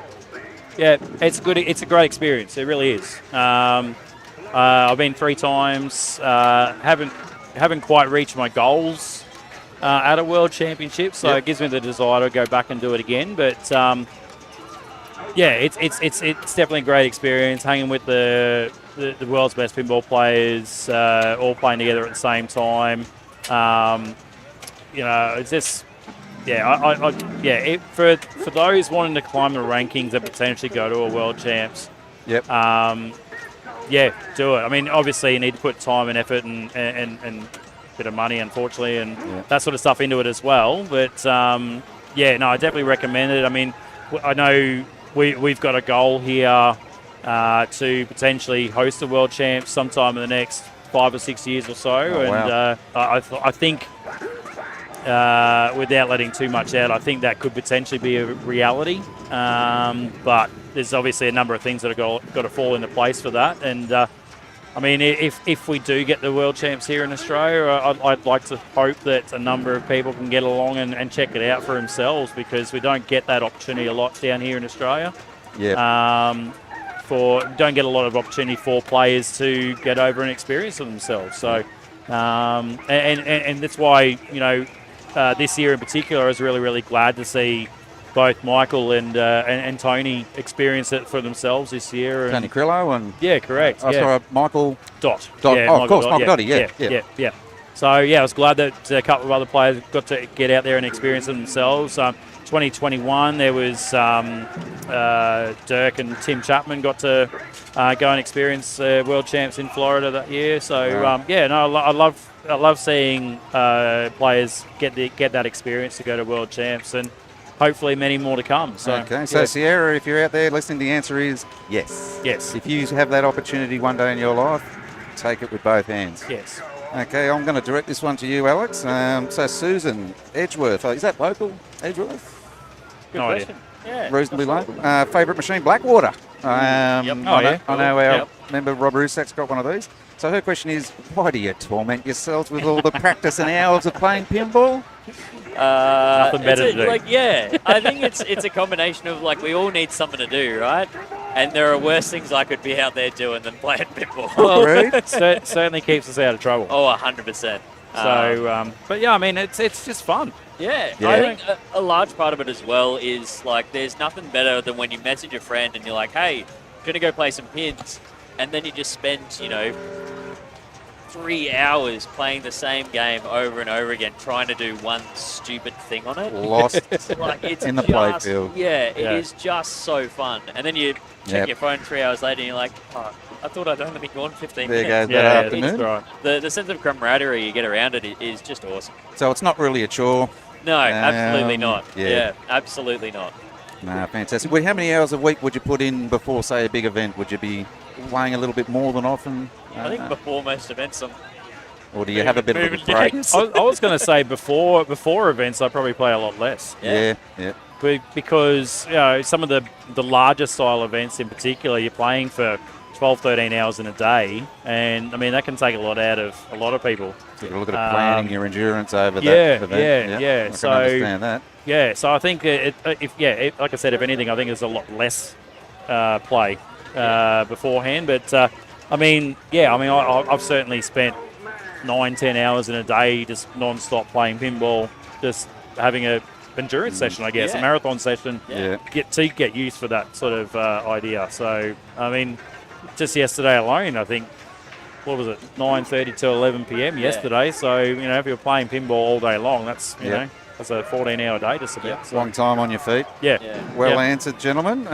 We are getting close to the end of this Q&A, but we've got time for a couple more quick ones. So Nick, who plays out of Netherworld. Oh, awesome. One of his favourite game is Paragon. So anyway, I believe this might have to be directed at you, Lambo. So next question is, what's the one game you never want to play again in a comp, or you would prefer to never see in a comp? I know what it is. A lot of people will know this, but then again, then again, I think the last few times I've managed to play it, I've actually come out all right on it. So it's a toss-up between World Cup soccer and Fishtails for me. Fishtails, yeah, both of those games. And I know it's obviously a mentality thing, but yeah, those two games always kick my backside. Mind you, at the same time, like I remember playing Gareth in a number of games yesterday, and I think played Tezza in a couple of games yesterday, and if we were on the classics, they got the better of me. So yeah, there you go. If you want to challenge me on something, go on a classic. So I've worked out in all the classics comps I have actually managed to play. I've only ever won one classics comp. So all right, take notes, guys. Yeah. All right, well, fantastic. Thanks for your honesty there, Lambo. Quick one here is from a bloke called Dr. John. If anyone knows Dr. John. No. Never heard of him. He will be running the Australian Pinball Open later on this year. Favourite machine is Jersey Jack's Pirates of the Caribbean. Yeah. There's another one actually. Fantastic machine. Just to add to the previous question. So I'd like to get an answer off each of you guys here. I'll start with you first, Alex. His question is, what's one IFPA rule you might or would change in order to maybe make comps a bit more fun? I think, like, if you were to make it more fun for new players, I think it is directed more at the newer. Yeah, I think player. the coaching rule is really, it's poorly worded. Just describe coaching for those that... So, coaching is when you have someone essentially tell you what to do on a game while you're playing. Correct. Yep. And it's not necessarily an unfair rule, but, you know, what's different from me walking away from the game and discussing with my friend, you know, oh, what do I do on this? You know, what am I hitting next? You know, it's just poorly worded, I think. It's not necessarily a bad rule, but there are better ways that we could probably use it to our advantage as competition organisers and runners, so that new players feel like they understand the game. You know, you go up against someone on Foo Fighters, they know every inch of the playfield and every single rule on it, and you've never played it before. You're going to feel pretty hardly done by when you finish the game and they've got 1 billion points and you've got 20,000. Yeah. I mean, in our club, we're only a smallish club, but we've now had to put the line marker behind the machines to give a bit of distance. But we've got the sort of general rule for the club that you can talk to the player at the machine up until the point where he plunges that ball. If you want to pick up some tips on some paths or how to start a mode or a multi-ball, we obviously encourage all that because we want everybody to know the rules. But yeah, as soon as you're about to plunge that ball, we encourage the other player to step away, let them play their ball. Anything that they talk about over the player's shoulder is what we would call coaching. Correct. Okay, so and Lambo, is there anything? Well, I mean, that's pretty much exactly how the rule is supposed to be. Like, I mean, you're not exactly doing anything wrong, but at the same time encouraging that discussion as well. So, what you've got in place there, and educating the players about it is a great way to go about it. I can't really disagree with what Alex said there. Like, I mean, I think that coaching should be encouraged. We want people to keep coming back and playing and having a good time and things like that. I mean, obviously not to the point. Look, I understand why the rule is in place. The other one, I guess, is when you do go to some places where it is dead silent in the room and things like that. It can make the room feel a bit sterile, I guess. So, you know, definitely do encourage, again, conversation and chat and all that sort of stuff, but obviously not to the point where can potentially be distracting to players. So, I just pretty much agree with what Alex said, really. So, I agree. I really like what you said there. That's a great question there, Dr. John. Thanks for that. Look, we'll start to wind it up. Look, we've got to finish with a interesting one here. Susie H from the Central Coast Pinball. I see. Favourite machine, Bond 60th. Ooh, very cool. Haven't played one yet. Lambo, how much caffeine does it take to get you into the zone, mate? Actually, it's funny. That's interesting because I, up until a little while ago, had 0 caffeine whatsoever. So I wasn't drinking Coke. I'm not a tea or coffee person. Don't go on the energy drinks or anything like that. So there was 0 caffeine, really. So it's only because I've started drinking like Scotch and Cokes and bourbon and Cokes and things like that a bit more lately that there's a little bit of caffeine there. But not not really anything, to be honest. Yeah. So, I mean, some of these pinball comps, you could be there for 11, 12, 13 hours. Yeah, or I if you remember. go deep in the Or in some finals. cases 24 as well. So, Masters this year, there was one day there where we were there for, just over 24 hours, I think. Like, it was just during that setup. Yeah.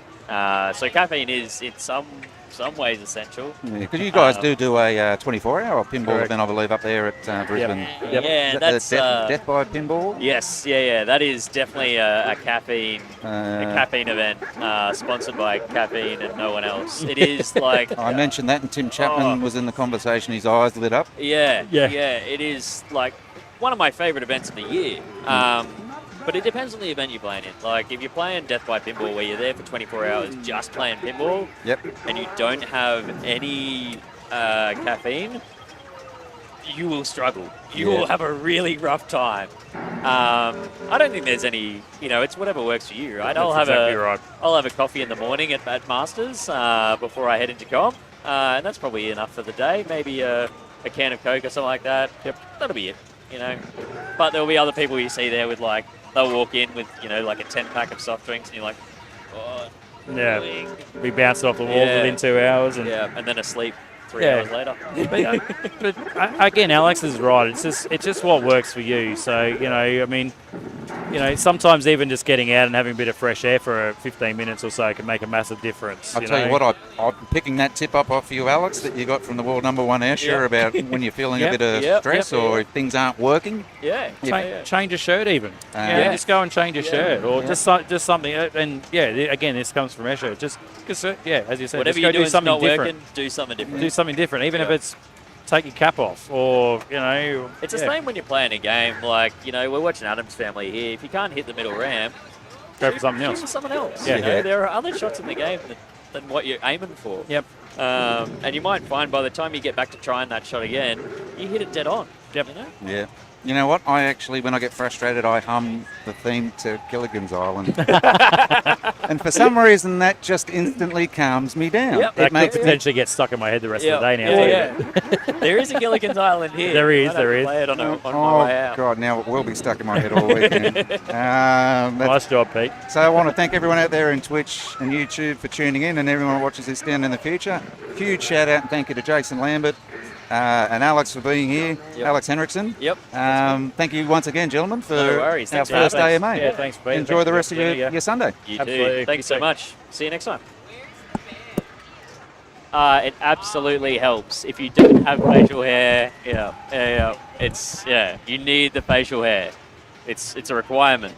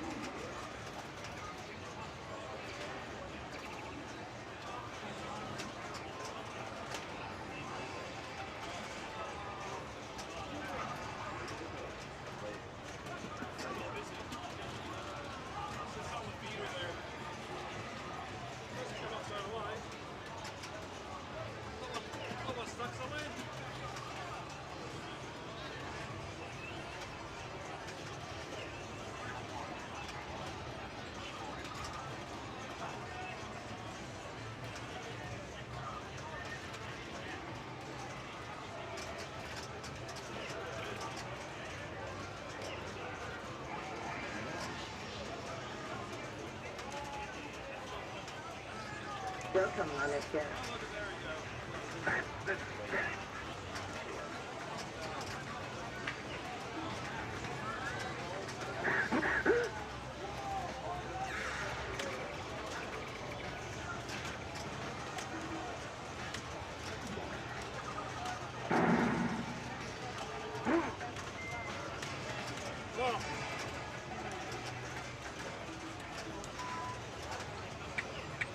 You got it working.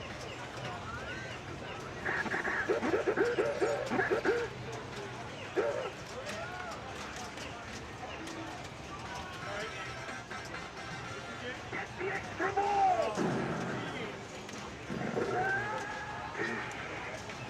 Go, man.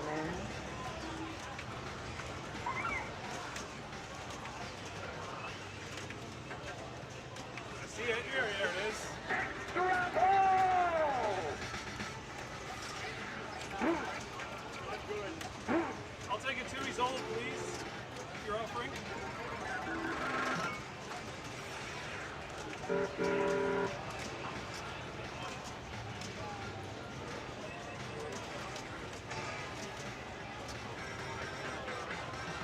Look, darling. Right this way, old man. Look, darling, just what we've been searching for. When the dust gonna come out. Good show, old man.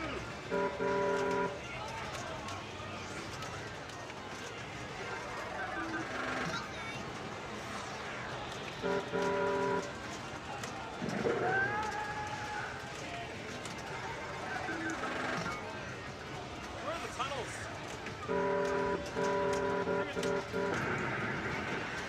Good show, old man.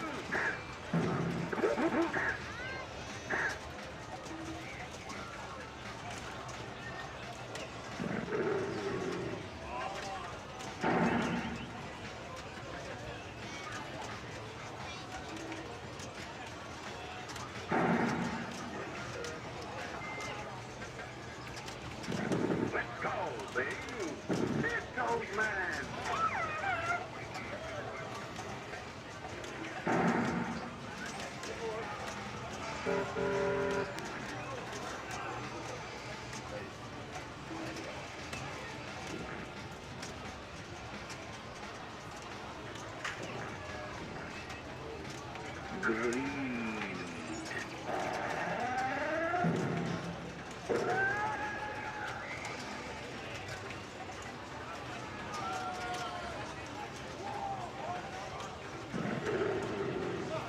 Not bad.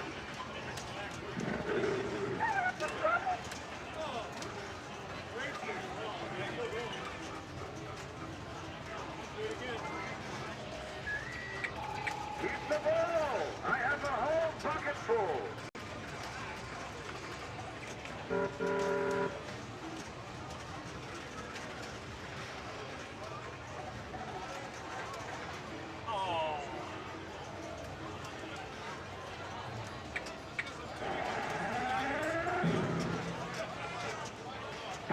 This old man.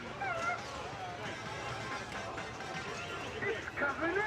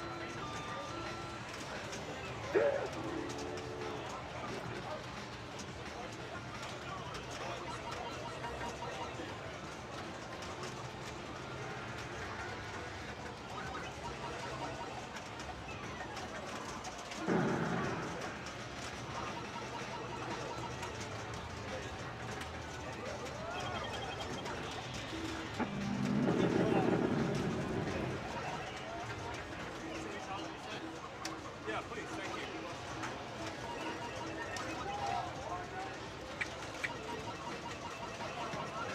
Oh, sorry, Dad. Hang on. Sorry. All right, all good.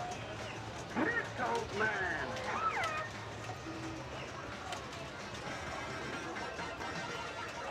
Super Saiyan. Knock 3 times.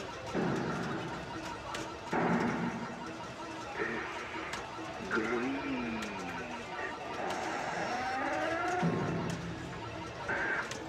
Straight to the ball. Feel the power.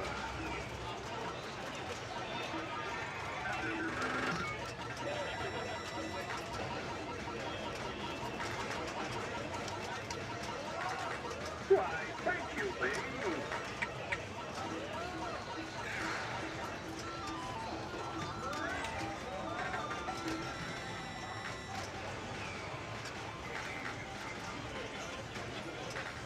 Why, thank you, Bing.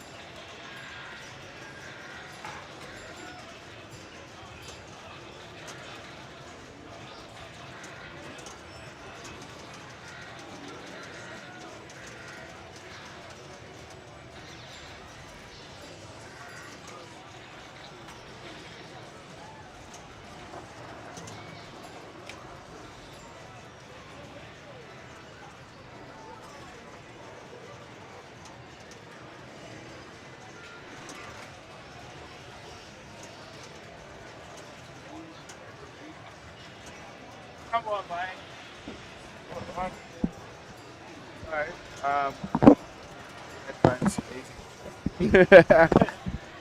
Alrighty, let me just switch this over. So we'll do a quick intro and then we'll jump back into the stream. So, No worries. hello, Internet. We haven't, I don't think our faces have been on here today, but we've got Daniel from Steel Tiger Pinball with us. Hello, everybody. One of the great sponsors of Pinfest. Is this the first Pinfest you guys have done? This is my second Pinfest. Second one. Second. Awesome. Awesome. And what a cool event, right? Oh, it's an absolute ripper. Yeah, Like, we all love it. We all get round it. It's an absolutely amazing event. All for charity. Can't complain with that. Phenomenal effort from everybody involved. So tell us a little bit about what you guys do. So I'm from Steel Tiger Pinball. We're located in Melbourne. Nice. We do a lot of manufacturing. So we do little bits and pieces, bits of plastics, molded parts. That's what really got us started. I don't know, we've been working through it, getting some new things in. We worked with Homepin quite closely. So now we are the new Australian distributors for Blues Brothers, Spinal Tap, and the upcoming Homepin, which will soon be announced. Oh, I wonder if we can get a little hint from Mike when we talk to him soon. I guarantee you might get a little bit of something if you pry in a bit knowing him. Good. And is there any, so the plastics and the pieces you manufacture, is it all machines? Is there any particular kind of eras or types? We do a lot of the Williams Bally parts. Oh, excellent. So I think your Adams Family toppers, your Fishtails toppers. We Awesome. were the first to remake the scrolls for Circus Voltaire Very cool. and get them pretty much as they're meant to be. Nice. Likewise with the fish from Fishtails.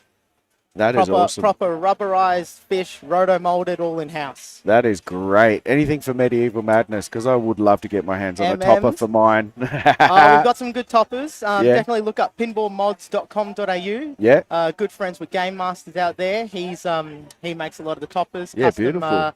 Printed parts using his direct printing. That's all pretty good. Yeah, so they're the what you had an Attack from I have Mars an Attack out there. from Mars out there. Yeah, that I've got looked an really AFM. cool.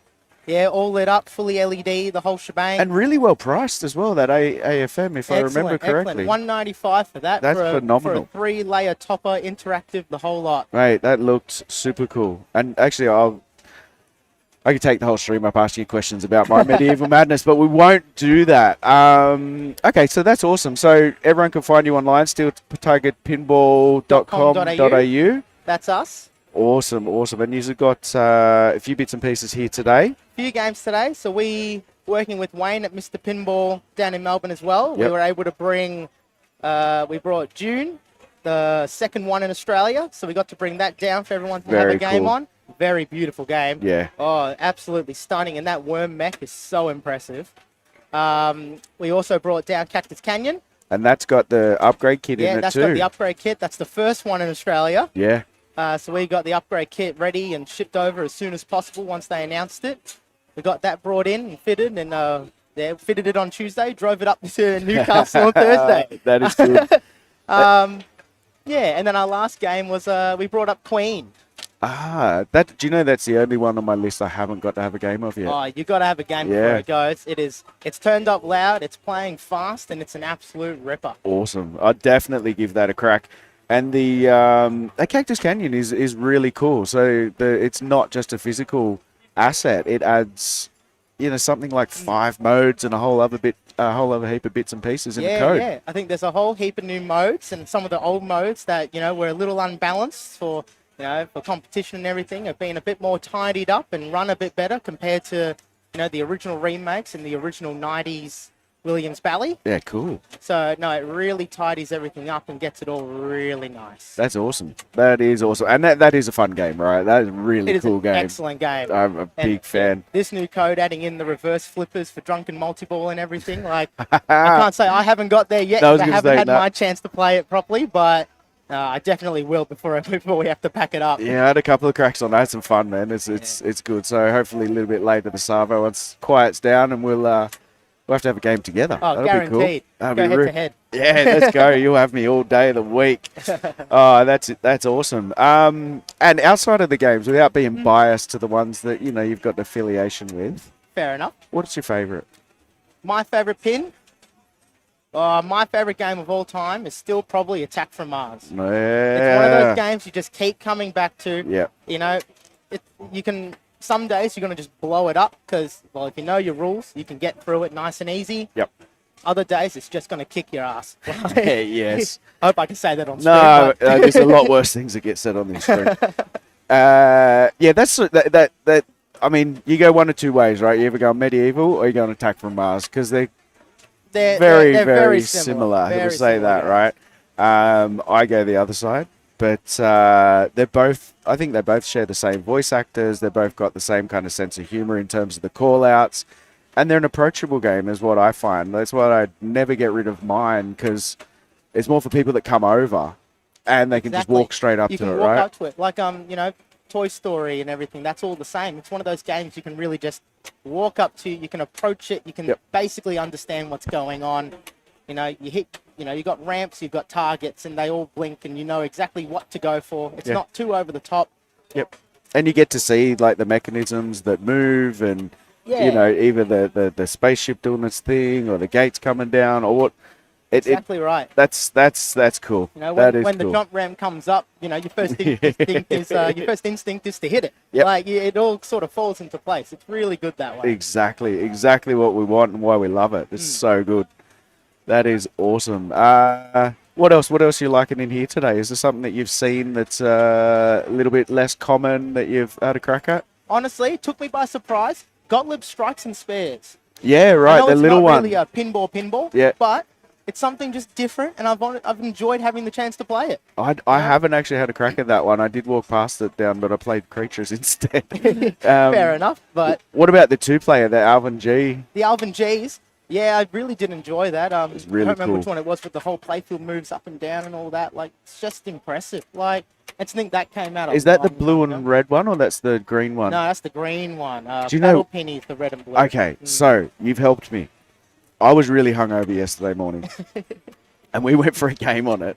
And I was starting to feel a little bit okay.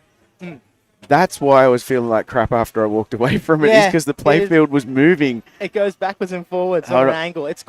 But when you look back at it, like, that is impressive. Oh, it's phenomenal. Like, that is a phenomenal thing to watch under glass. And have you seen it play single player? No, I haven't yet. Have a go at that. I'll give that a crack. I do remember. I probably told this story 3 times on Twitch, but hopefully no one's bored of it. I had a session. I had a guy fixing a part for me around the corner from my house, and he had one in the garage that he was working on, and he's like, "Seen it?" I'm like, "No, dude, never seen that." Try and beat it. Guarantee you can't. And it was insane. It was so cool. Enzo, how's June? That's what we were talking through June.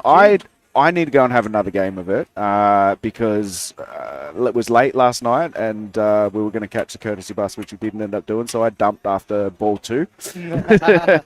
But you've had some experience? I've had some games on it. Honestly, it's just a very impressive and very pretty game. It's beautiful. Like it's definitely a home market title, I believe. Yep. The layout, the actual complexity of the game, once you really get into it, it is an absolute ball terror. Yeah. I've seen a lot of videos on it. The thing that I do, two things that I find really stand out, and again, not gameplay wise because I haven't played, but the lighting, the way you look at the lighting, I think if you see it in the dark, it's sand, it's a bit brown, it's but the way it integrates the lighting through the different phases, the night and day phases, are you going, is it water or spice you're collecting? Yeah, all the way through, and you go from night to day. Really cool. Barrels has done an excellent job, and kudos to David and the team for making it and doing the lighting the way they have.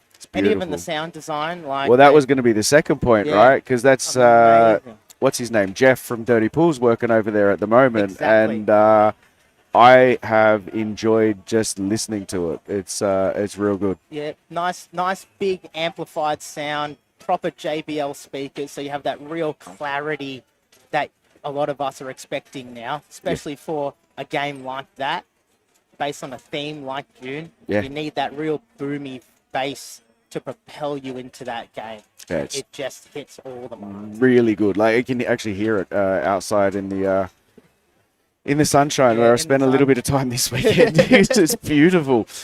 It's a Gonzo. Yeah, actually, I haven't seen that interview. Is that? I'll have to check that out. Oh, sorry, not Gonzo. Enzo. Is it with Gonzo, or was it just you did it, Enzo?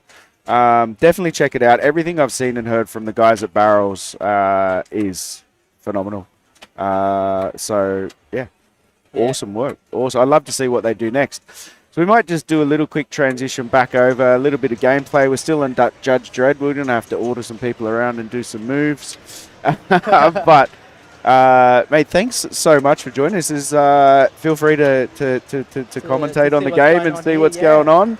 Or anything else that you want to give a shout out or a plug to that you guys are doing? No, really. I mean, the next few shows coming up are shaping up to be pretty good too. So, I mean, we've got you got Melbourne Expo coming up, so we'll be there. When's that? That's in November. Nice. That'll be with George and Shannon organising that one. Yep. So we'll be there with them. We'll bring Blues. We'll bring a couple other titles. Still in the works. So we'll see what happens.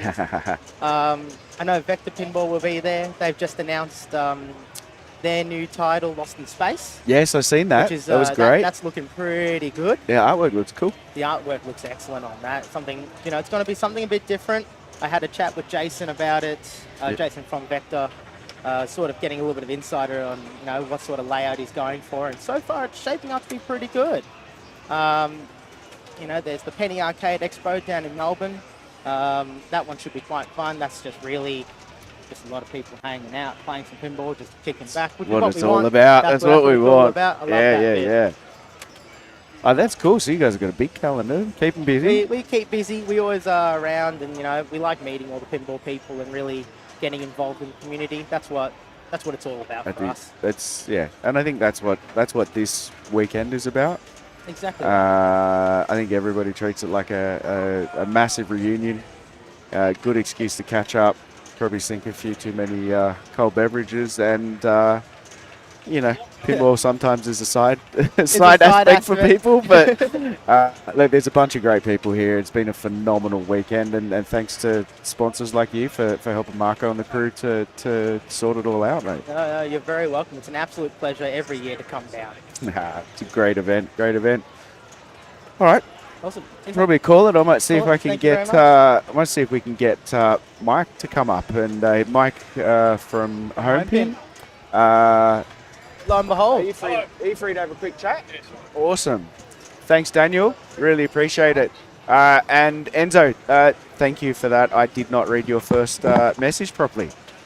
So we'll just transition back over because everyone wants to see us, Mike. They don't want to see pinball. They come to hear us talk. Oh, really? How are you, mate? I'm good, thank you. You doing well? Thank you, good. Yes. So welcome, All going well. welcome to the chat. We're I don't know who we've got in the chat. We've got actually a little bit of pinball royalty. We've got Enzo. Oh, hello, Enzo. From Gonzo's.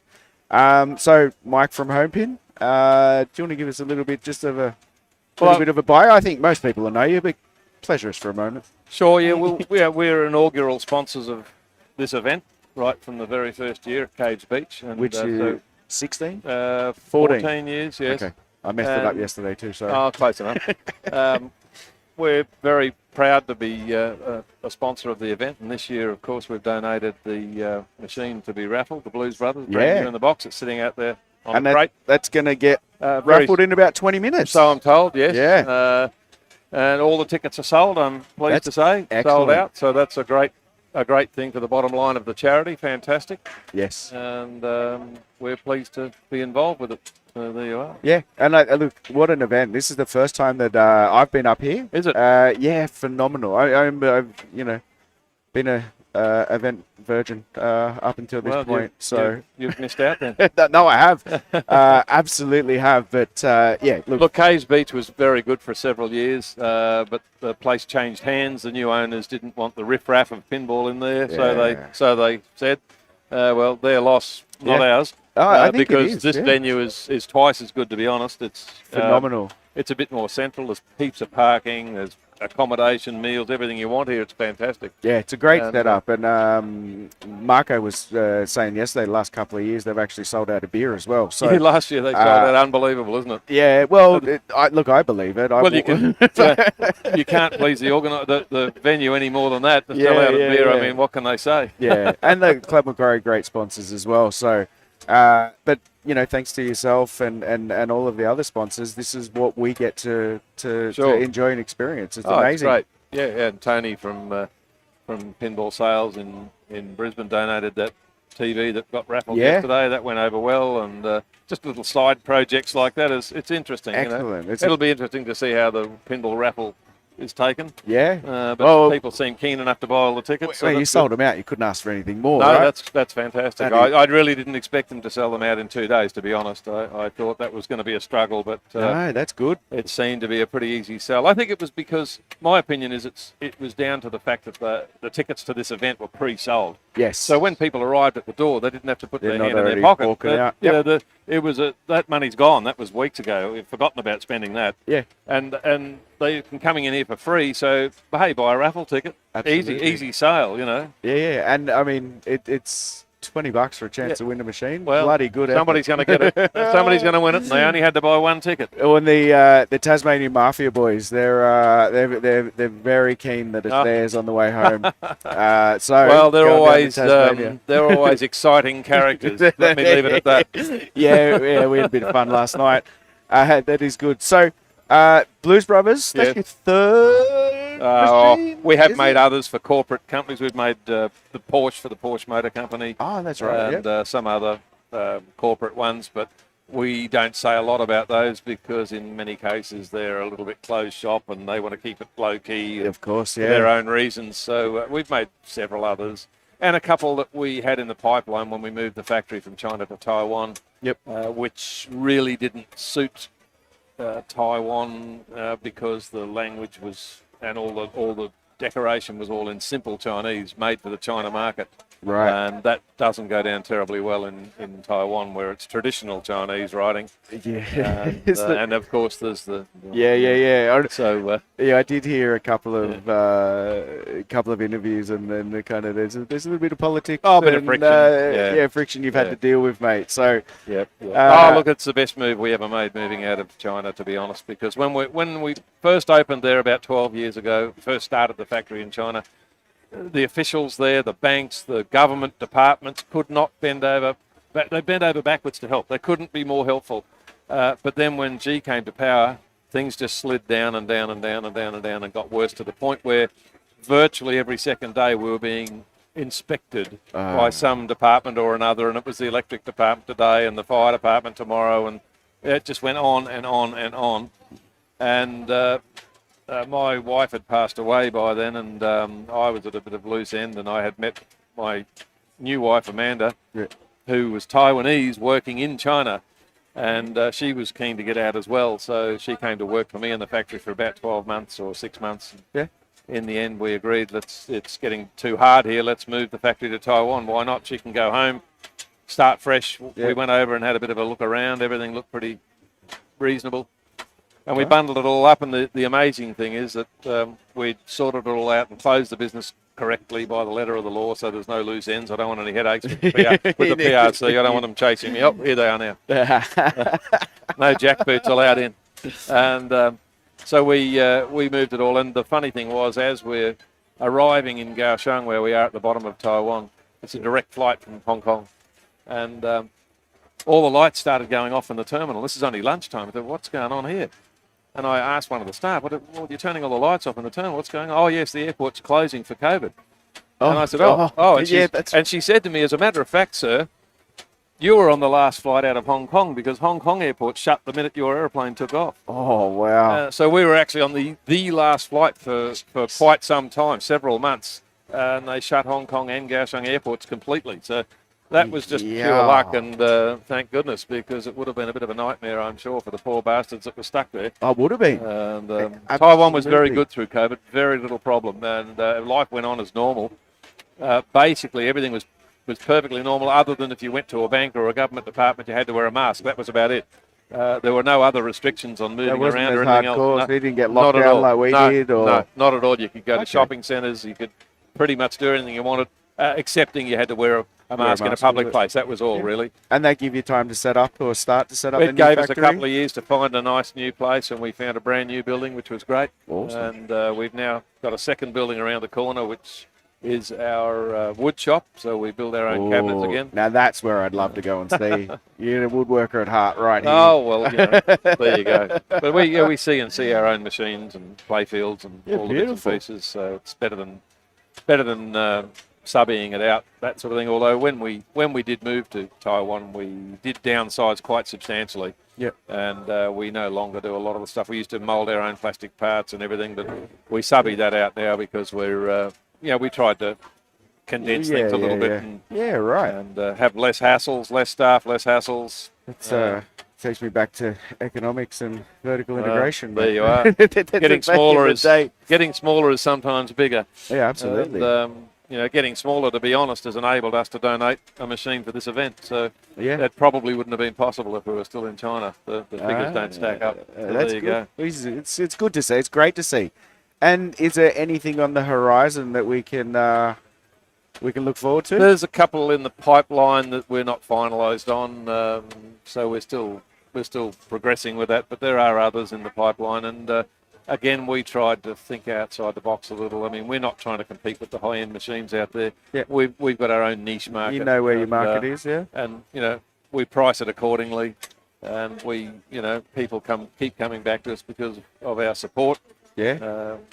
Anybody that has bought a Thunderbirds pinball would know that because we still supply parts where necessary, updated chips, whatever, or support our product to our best ability.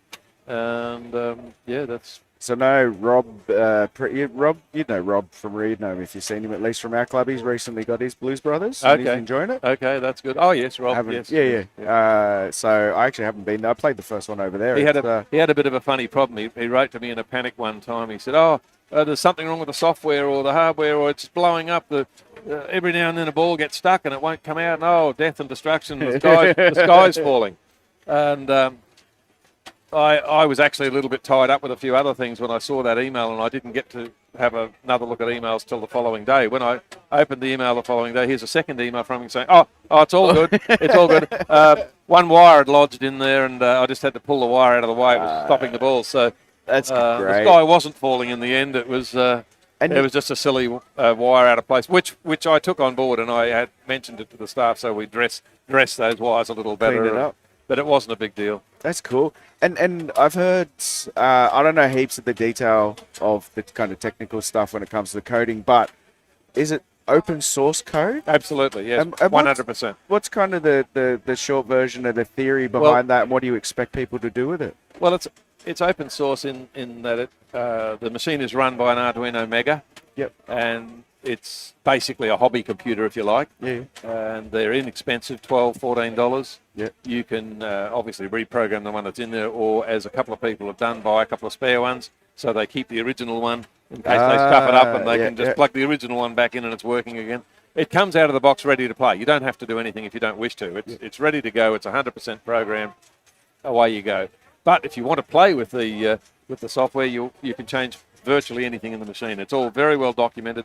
A very clever cookie in America, Dick Hamill, has done the programming for us. And it's very thorough, it's very well documented, it's very simply laid out in the software. For people who are just dabbling in Arduino stuff, this is absolutely an ideal platform for them to have a look at furthering their interests in programming and exactly how things are done. That's cool. And, that's really cool. And have you seen anything that anybody's done that has kind of caught your eye yet? A few little things, nothing major. Just people are still sort of treading lightly. They Trying to learn their they way don't want to around dive in and make a huge change. They're just changing little bits and pieces here and there. And that's great. And Lyndon from the Pinball Museum actually had Blues Brothers in his museum there for several months, and he's a bit of a computer genius, right? More so than I am. I don't claim to claim. I don't have any claim to being a computer guru. Not me. I'm a hardware guy more than that. Yeah, right. But not a software guy. And he played with it all and had a great time changing stuff around and changing the songs and all sorts of different things that he mucked around with. I hope he returned it to standard when he sent it back. I'm not sure if he did or didn't. Yeah. We'll have to check in with him later. There you are. So one of our regular viewers, Cami, is hoping to see some Blues Brothers play. We will get in there a little bit later and see if we can get the signal. So we lose signal strength just into that room, unfortunately. It's sort of around the corner and through a few walls, yeah. Yeah, and I don't know much about it, but I don't know if it's transmitters or it's too many people with too many phones that are interfering. There's a lot of people. Huge. Yeah, Marco says 280 tickets today. Yeah. Well, actually, I think today's a little bit quieter than yesterday. Yesterday you couldn't move. You could not move out there. Yesterday I took some pictures yesterday. It's just amazing. Yeah. So it shows you the level of interest, and I think a part of it is possibly that it's a once-a-year thing. That might be part of the reason. Yeah, but so we'll just show everybody that is the room, and you're right. It was way more packed yesterday. It was crammed. Yeah, it was absolutely. Well, I tried walking through there, and it took me 5 minutes to get through yesterday. It was amazing. Yeah, it's great. And I've loved seeing, like, particularly yesterday, there was a heap of younger kids here. Yep. Getting in, having fun. Well, it was surprising. There was everybody from young kids to oldies. All walks of life. Me anyway. No, mate, I'm getting there. Don't worry about that. No, it's such. Well, it's good to see the interest in pinball is high, unlike it was, perhaps 5-6 years ago even. Yeah. But it's really coming back to the fore, and whether it's just a casual interest from a once-off attendee, who knows? Yeah. And I mean, it's this type of thing, and kind of you're starting to see them pop up more at fish and chip shops. I know we've got a couple of guys that are operating out of.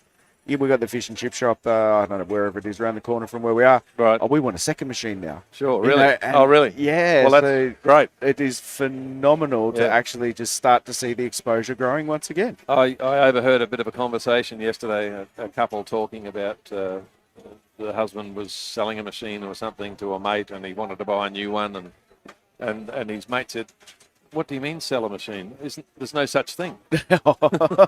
Yeah, that's why my wife will not entertain a purchase, because she knows that it doesn't mean one goes. That wouldn't be where it stops. Yes. No.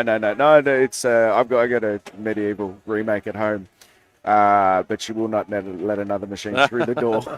So we'll find somewhere else to store it. Well, they're popular here. There's a remake and an original down there on the floor here. Oh, is the remake? There's only an original. The one on this side?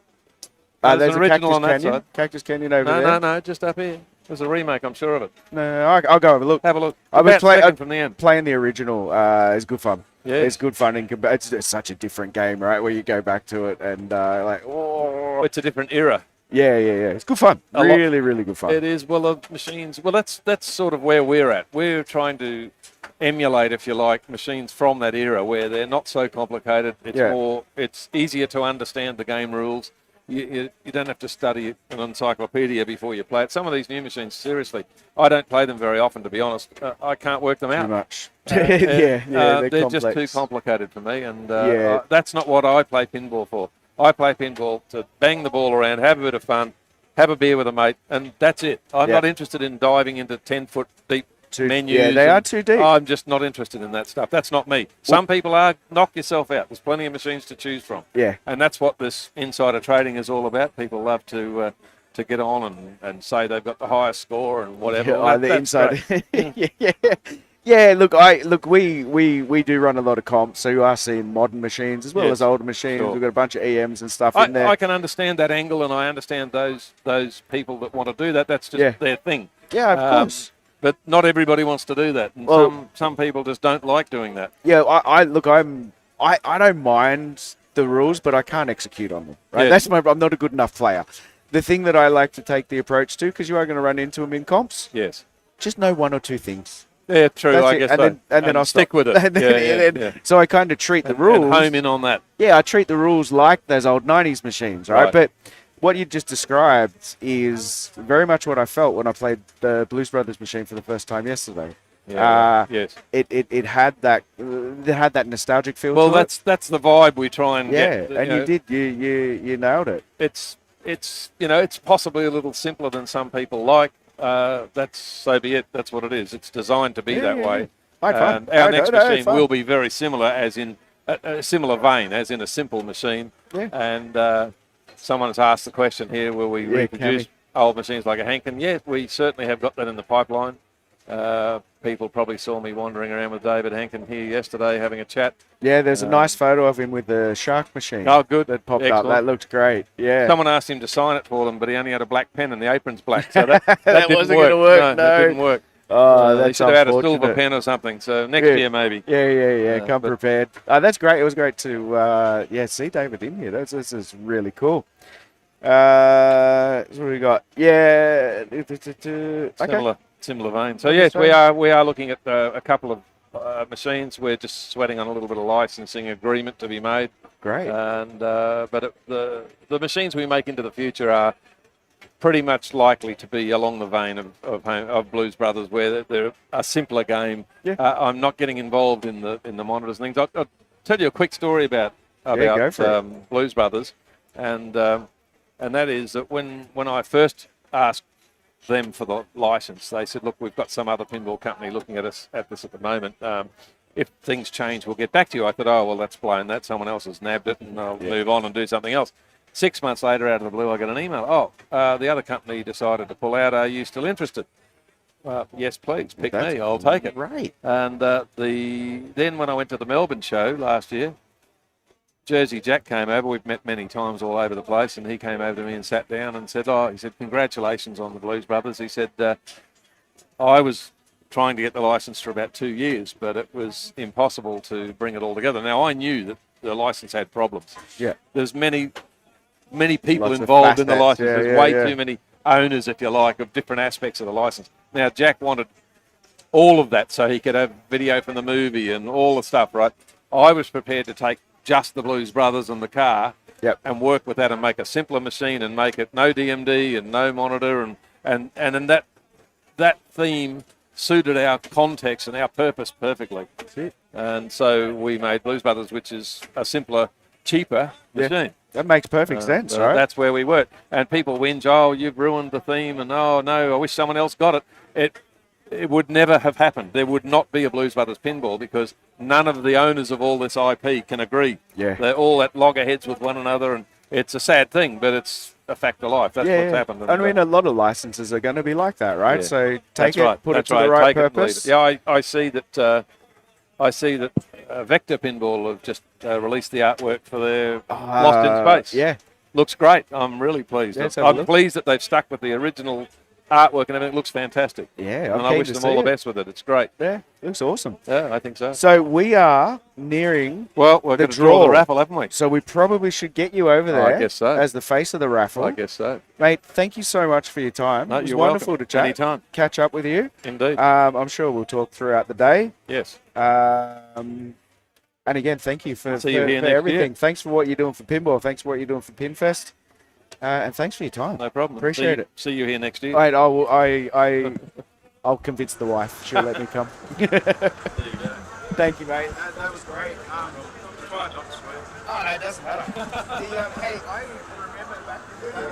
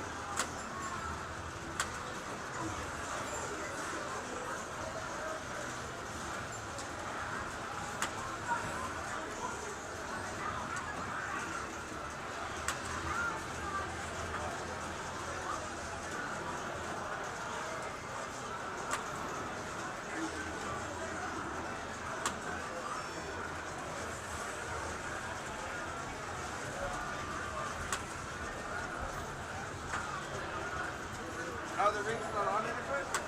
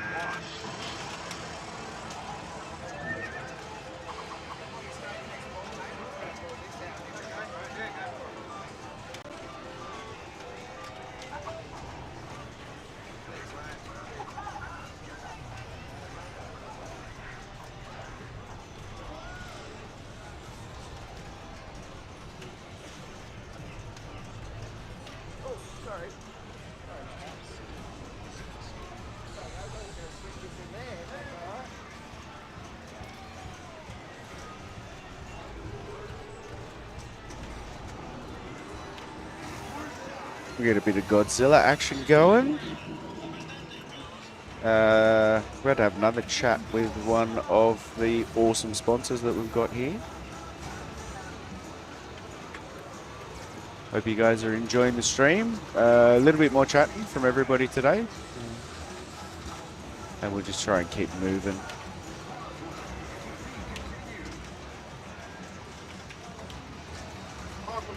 Yeah, that's right.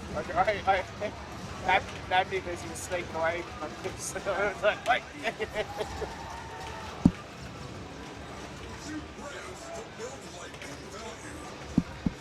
Dan.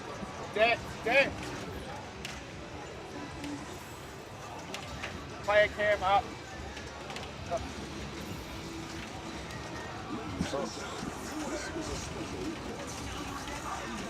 All right. Dan's just interrupting this guy playing so he can fix the player cam for everyone. Right.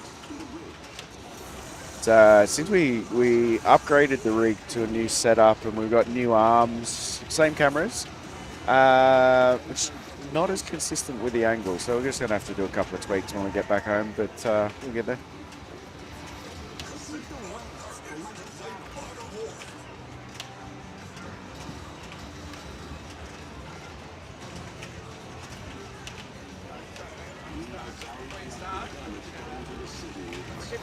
All we can see is your stomach.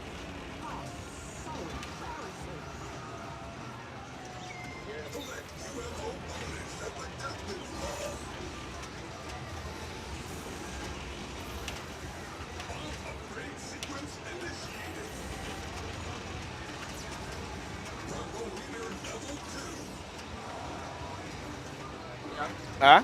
Michael jumping up, he's at the bar.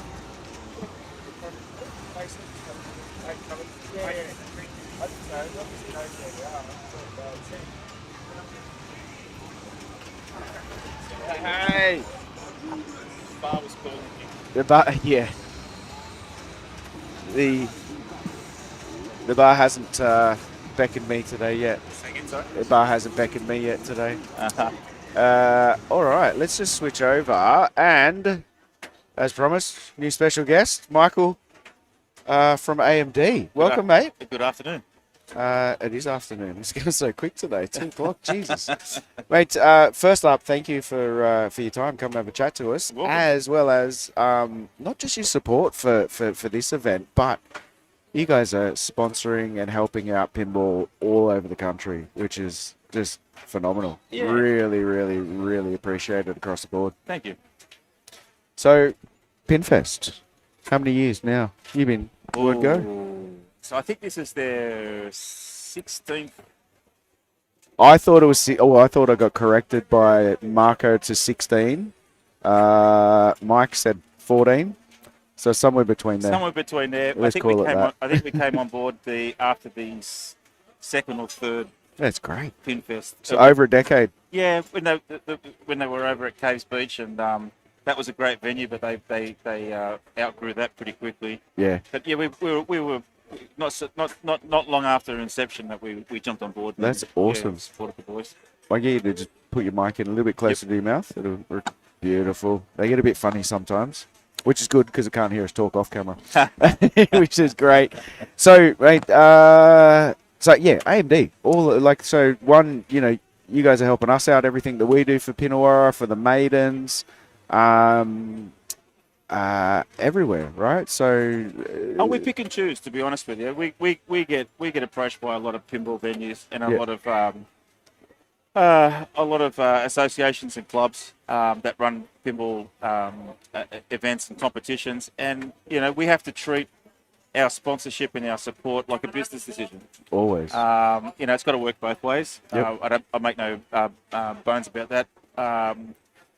We support people that support us, and certainly people that support Stern Pinball.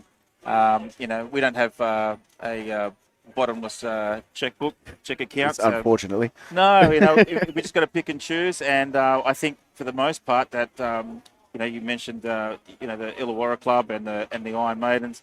What you guys have done down there in the Illawarra region, we can't thank you enough. The exposure and the professionalism that I've seen, and the games that you've bought recently. Yeah. I mean, it's our honour and it's our pleasure to support you guys. So, no, we do get approached by a lot of clubs around Australia, but we support those that support us, and we do our best to support pinball, competitive pinball, but also we want to make sure events like this where it's a social element. Yeah. And that to me, you may have seen on a lot of our T-shirts, hashtag pinball is fun. Yeah. It has to be fun. Yeah. If it's not fun, it's like I tell my kids, if it's not fun, don't do it. Yeah. That's one of the 3 rules that we've got at the club. Yeah.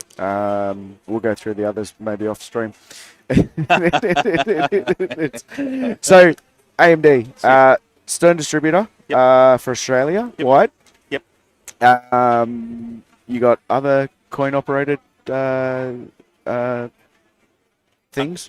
Games. That's what I was looking for. We've always been for 30 years. We've been the 32 years now. I think we've been the official Stern exclusive distributor in Australia. Yep. But we also sell, import and distribute other coin operated amusement equipment. Whether it be kids rides, carousels, air hockey tables, video games, ticket redemption games, prize redemption games. So we've always we haven't always had our eggs in one basket. We've always dabbled with other equipment, and then you'll have periods of in the industry where pinball will take a dive. Yep. 2007, 2008, 2009. We weren't seeing so many great titles, and we were selling other games, video games, and You need to diversify as business, right? We do. But since COVID, more specifically since COVID, Stern Pinball has probably represented anywhere between 70 or 80% of our business. Oh wow! Because the operator market, the guys that have games out in pubs and clubs, or clubs, cinema locations, bowling locations. Yeah. It's all relative to the economy. Their business hasn't been hitting straps, whereas Stern Pinball have been really hitting straps with such great titles. We've had big titles over the last 5 years. Massive, hasn't it? And we're we're spoiled. Yeah, absolutely. And I mean, over that period of time as well, there's a huge emergence of the actual home market, right? And I think I've heard, numbers like 80% or 70 to 80% of Stern is home users. Oh, absolutely. I would go even further to say probably in some cases maybe 90%. Wow. Yeah. So which it's funny because when I meet with Stern and with the senior executive level, that's a very common question that they ask us is like, what's our where they're going? Yeah, where are our games going? Yeah. And with Insider Connected, they're probably more privy to that information now. Yep. And that data, but traditionally, we would see anywhere between 80 and 90% of our games go to the home market. That's great. Yeah. That is really cool. It's something that's something that's leaning into, segueing back to what you're talking about with our support, and something that Gary Stern has driven into not just AMD but all distributors around the world. We need pinball in public locations. Yeah. If we don't have pinball in public locations, we don't drive. You don't grow pinball to the younger demographic. Yep. And we won't have the same resurgences that we are seeing now. Yeah. Because majority of these people that you see walking around, they play pinball back in their teenage years. Yeah. Right? Yeah. So they're enjoying this resurgence 40, 50, 30, 40, 50 years later. Yeah. If we don't do that now, we won't see pinball in the future. And the kids, Well, I mean, you and I had that conversation about the bowling alley, right? Where you used to service, and my uncle worked, and that's where I used to play, right? Yeah. And it's nostalgia, I love seeing it when either my nieces or nephews or even my daughter's friends come over, and they hear the machine start up, stick their head in the office up, and they haven't seen pinball before. All right, kids, shut the door. Let's play. That's how it starts. It is so good. I even went to the I have to send you some photos of it. I do a bunch of woodwork, and I made this custom handmade stool so my nieces and nephews could actually play on it. just to give them something. Here, this is for you, and it's for pinball, and they love it. They fight over it. So I'm gonna have to make 2 or 3 more, but it'll be. But this is exactly the reason why we need pinball in locations like the Illawarra Club. Yep. Like in with the Iron Maidens. Like we see in, we see Empire Alterna Arcade up in Townsville. They're doing Cairns, phenomenal things, aren't but they? they do things with kids. Yes. Right. Yep. It's what we see at Pinfest. It's what we see at Taspin down in Launceston, which you have to come to next year. All right. You shout me a ticket on there. Let's work on that. you know, like it's so important to have pinball in public locations. Yeah. And it's awesome to see especially young kids when they're playing pinball for the first time. Yeah. And they're just like their eyes. So good, isn't it? And they're up on the stool and they're playing. They have no idea what they're doing, but they're having a ball. Fun. Absolutely. And that's all it's about, right? It is. So we did catch on the stream, I think it was earlier in the day yesterday, we dropped it on the Mario Brothers. And it was just kid after kid after kid. That was so cool. So cool. It was so cool. But so that's a good thing with the licenses. The kids synergize with what the license is. And they're drawn towards it. And that's why we love, you know, like I think we were talking about Star Wars yesterday, the new release of Star Wars. And it hasn't been as positive and strong as a reaction as we've seen other titles. Yeah. But can I tell you, Star Wars is one of the biggest licenses in the world. Yeah. A kid will see, like Metallica is for me. Yep. Metallica can make a lanyard or shoelaces. I'll go and buy it. Right? Right? Yeah. Kids with Star Wars, they'll be drawn to that game, whether they've reused a Millennium Falcon toy that they used on the old pinball. They don't care. It's going to bring people to play. It's going to bring people to play. So leaning back again, pinball machines in public locations is something that we're really pushing for. Yep. We're really trying to support. You know, I don't take for granted the pinball sales for the home market, but we're really pushing and trying to support blokes like you guys. Yeah. It's getting it out there, right? Yeah. And I mean, you speak to Stu and those guys, you know, quite a bit. And what we're actually seeing a little bit more is those guys are getting their machines out at sites that are not our clubhouse, right? Mm-hmm. So there's a fish and chip shop. Mm-hmm. I don't know what they had in. They had a T2 or something in there, one of the older machines, There was right? a brewery down there. You guys put some games in the brewery. Yeah, down the there brewery. too. Yeah. Well, just this little fish and chip shop is called up and like, hey, we want another machine. I said, now we've got two in there, and the guys are, you know, and it takes the pinball community to get those machines out on site, get people exposed to it, and the amount of people that we see just kind of coming to the club for those nostalgia things. I did an interview on, what was it, ABC Radio, and within 5 minutes after doing it, it was a Pinawara day as well in the morning, right? A couple of people turned up at the door. Oh, we do it on ABC Radio. Like, awesome. Wow. Have a couple of games and we section off a machine for it, but it's phenomenal. So, hey, I want to go back to probably a stupid question, but that's what I'm here for. Outside of pinball, talking about all the other coin-op machines and the pieces like that you've done, what's the coolest one that you've actually either had at home or that your kids have gravitated to? Have you got anything like that? Pinball or video game? Like, no, non-pinball. We'll go back to non-pinball. pinball in a minute, because I'm thinking like, man, you got air hockey tables, you got claw machines, you got all those cool sort of things. Have you ever like brought one home that you're just like, my God, these kids won't get off it? You know what? I tend not to bring games home. Or do they come to the warehouse and do that? Yeah, well, that's what I've always said. I've always said to my boys, you know, if you want to play some games, we'll go to the shop. Come to work. We'll go to the factory. Yeah, right? yeah. When I get home from work, the last thing I want to see sometimes is a pinball machine. You know? I see enough of them when I get at work. Yeah. But video games, probably the coolest video game I've played or imported and sold has probably been from Raw Thrills, and that would have been the virtual reality King Pong machine. Oh, wow, I've never seen it. Oh, I have to look it up. I mean, it's a very expensive piece. It's very much dedicated for the bigger family entertainment centres, or FECs as we call them. Right. You know, the larger time zone locations. Yeah. Expensive piece, but just cool. Full movement, full VR. That's sick. Stereo sound, air blowing in your face, like just like full 5D. That is sick. Really, I'm really cool. I mean, it's got it had like an hour of content.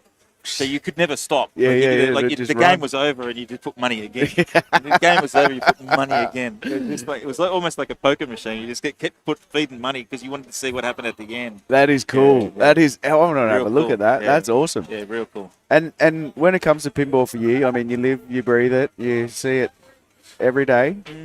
Do you have like a preference in terms of out? And then this is as a Stern dealer, hopefully I can give you permission to look outside of Stern. But even from a nostalgic perspective, have you got an era, or you've got a kind of feel that you gravitate towards? Are your favourites? I definitely in the I grew up playing pinball, and definitely back in the late 80s and early 90s of like the golden era of Addams Families and Indiana Jones and Creatures and all those kind of the titles that everybody loves. Yeah. But probably one of my most favourite titles, because I'm a car guy as well, is Getaway. Yeah, how good is it? How good is it? If I see Getaway, it's very hard for me not to play it. We had a beautiful one at the club for a little while. I think it was.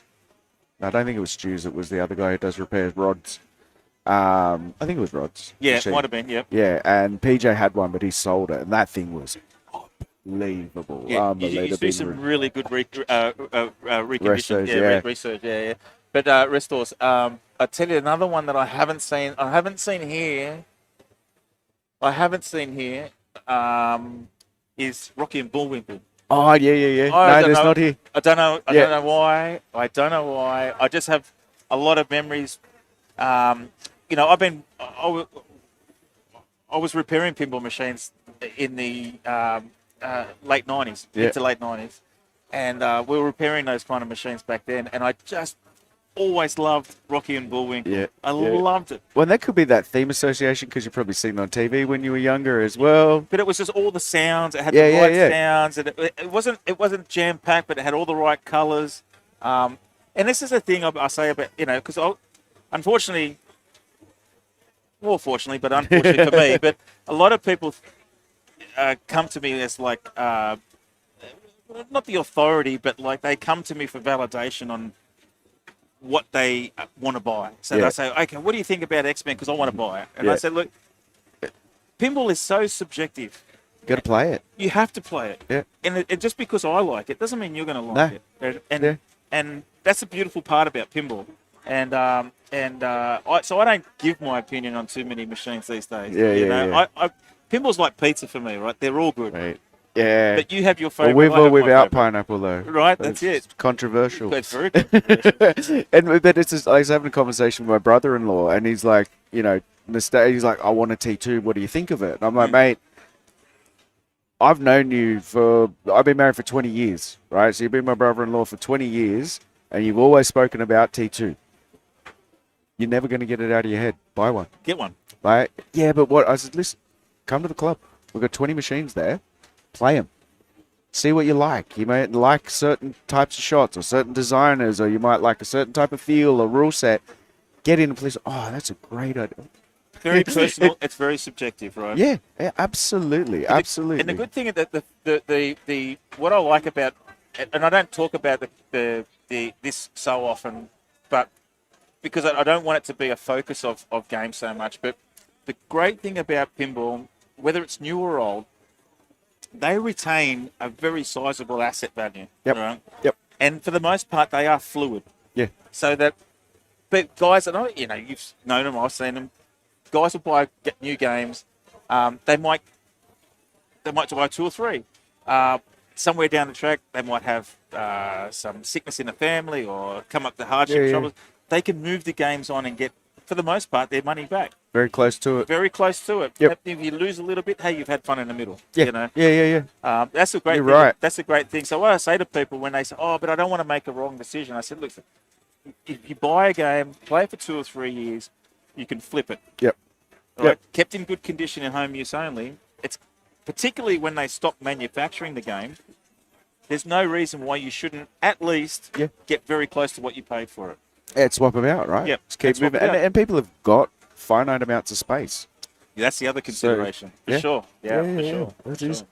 And so, working with Stern in the US, you mentioned that a little bit. Mm-hmm. How's that go for you? How do you guys interact? Video conferencing, calls? How often do you talk? Say the new Star Wars machines coming out. How's that experience for you as a dealer?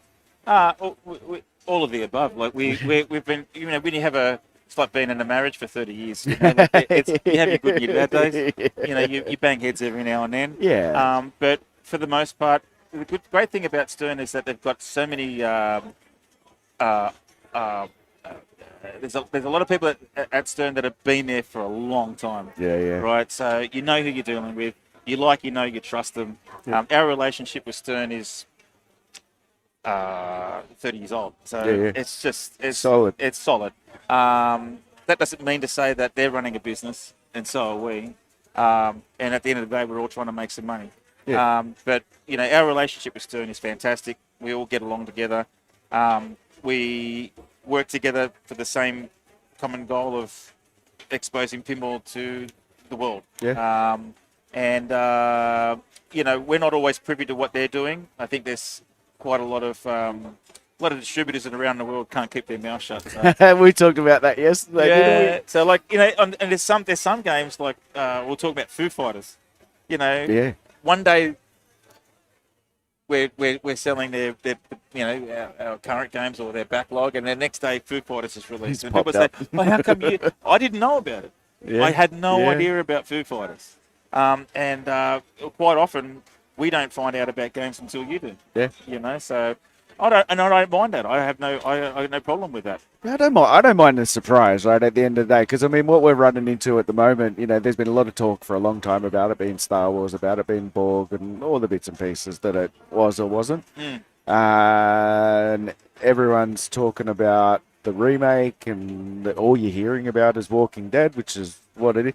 I'd kind of like a surprise, right? And then the next cornerstone they're talking about that was Jax. Everyone's leaning towards Pokemon. I'd love to see what they do with that. I think they could be so that sort of thing with Insider Connected, that gamification of a game, right? Be, that's kind of the epitome of it. And they've done, brilliant things with Dungeons and Dragons as well. So, and of those of the modern or current era, what do you like? What do you like in the machines? What particular machines appeal to you? I think we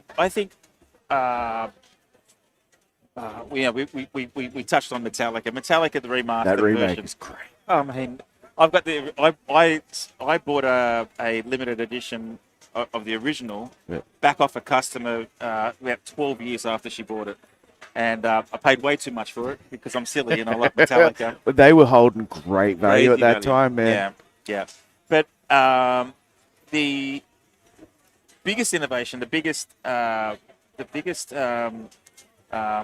advantage that I see with pinball today, especially from Stern, is Insider Connected. That's cool. It is just the catalyst that will take Stern into the future. Yeah. And it is a massive, unique selling point over the other manufacturers as well. What I love is, and you saw the custom badge that we had made up for Pinfest 2025. I don't know if you saw that. No. So anybody that plays, it logs in and plays. This is 2025. Yeah. I'm slow. Mate. So we actually got a custom badge made up. So I must have one. You would have it. It will come up on your latest, on your last badge achievement. Yeah. So basically, anyone that scans in and plays an Insider Connected game at Pinfest gets this Insider Connected badge. That's awesome. All right, so it's an achievement. And that's so cool. So what I love about it is it's the interaction, it's the achievements, the badges, it's the ability to find games where you are, near where you are. It is. See, there you go. Can I click on it? That's pretty cool. I can't click on it. I'll see if I can get it on the...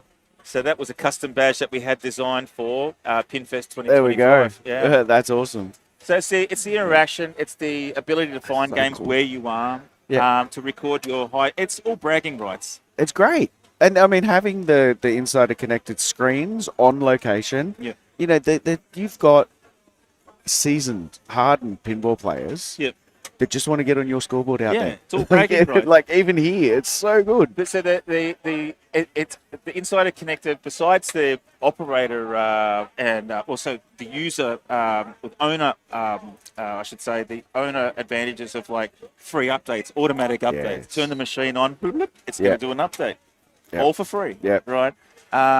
The ability to do that, but for the ability for the good players, as you mentioned, to compete online in a true competitive platform, on a true competitive platform.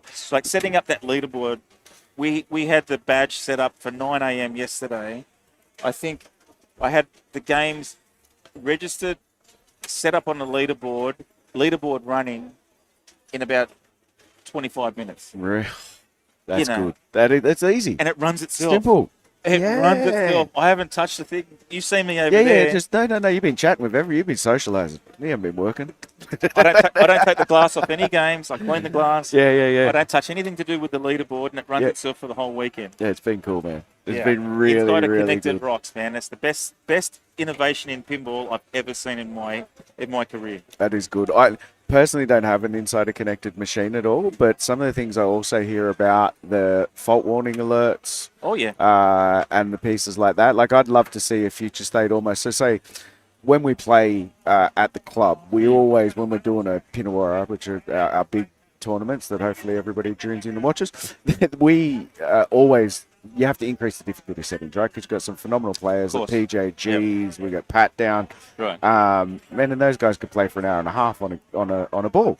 Going in and manually setting them, that would be a great feature I'd love to see from a compared to, so then we can turn it back. Right. And where we have more casual league nights, or we've got our Friday fun nights and stuff like that, you just set it back to normal settings through the That's a very good device. suggestion. Very good suggestion. I know that the operators, the pro account operators, can actually log into a machine and view the service faults from their pro account. Yeah. So if you saw an end of stroke switch on the left flipper on Metallica, before you go to the service call, you get, make sure I've got one with me. Yep. Yeah. I'm pretty sure with the club's got the pro account. I'm pretty sure that they actually do. So some super cool stuff. And again, like, you know, what they're doing with Dungeons and Dragons and helping people progress through the game. Right. Like Devil Venom do something similar as well. Yep. Super cool. But the cool thing, it's not leaderboards. Don't like people get confused that leaderboard's like a pro. Or an operator thing. No, I do it at home. Yeah. My kids, we have leaderboards at home. And you can also set up so that what is it? It's your home team, is it? So you don't have to scan in. You don't even have to scan in at home, and then you can just choose between a couple of players. And you talk about the relationship between AMD and Stern. I can tell you, there's some way smarter people at Stern that work at Stern than you and I. No, of course. They're thinking about all this kind of stuff before we were talking about it. I did. I'm just going to transition over. We'll get a little bit of gameplay on Godzilla over here as well while we chat. As long as I can find us, we'll transition us back in as well. No, lost one. The interview that I heard recently with George Gomez, there was asked, what is the thing that you're most proud of, or what is going to be your legacy at Stern? And it was Insider Connected. Absolutely, yeah. And out of all the things he's done for pinball, I had the privilege of having dinner with George in June in Chicago, and he's a great friend and he's a great guy. And I said it to someone just earlier today. George is one of the few guys, like, we're blessed to have him in our industry. He's one of the smartest guys I know in this industry, but he's a true gentleman. Yeah, he seems like a beautiful person. Lovely fella. Yeah. Lovely guy. Yeah, got a lot of time and respect for George. It just real genuinely seems that way. It's good to hear in real life, right? Yeah. I also took something from an interview that he said when he was talking about the restrictions sometimes of licenses when they're doing design. Yeah. And like I run a team of data engineers and all sorts of way smarter people than me. And it actually, what he had actually said is sometimes having a license that is restrictive is better for creativity of the designers in his design team. Yeah. Because you have got a sandbox to work in, and it forces you to be creative, work within those constraints that you've got, and it's an enhancement for the team's creativity and the designs that they actually come up with. Sure. And I kind of was like, I travel 2 hours a day to work, and I listen to a lot of podcasts and interviews of pinball, but I kind of thought about it. I'm like, that's so applicable to so many things. And I actually use George Gomez's quote quite often when I'm working with my team on doing things that we're designing, right? Here's your sandbox. This is what you got to do. Explain it what he said, and they're like, you know what? You're right. You're right. I can be more freedom. I can have freedom. Anyway. No, I get it. And there's when I had the privilege, I saw George again, and Gary and all the executive team in June in Chicago at the factory, and we walked through the engineering department, and it's like walking through NASA. Oh, Dude, that'd be I'm so telling cool, you, man. it's That would just- be great. You know, you see guys and they get headphones, it's like they're strapped in. Like, you know, like when you watch what's that Like a space- Facebook movie? The social. Oh, yeah. Social network. Yeah. Right, and they're logged in, right? And they're not talking to anybody. There's guys, and they've got like 4 or 5 screens in front of them, and you can see guys doing sound editing and audio editing and graphic designs and things. Wow. And they're just locked in. That is cool, man. What I did is I took a big box of caramel koalas over.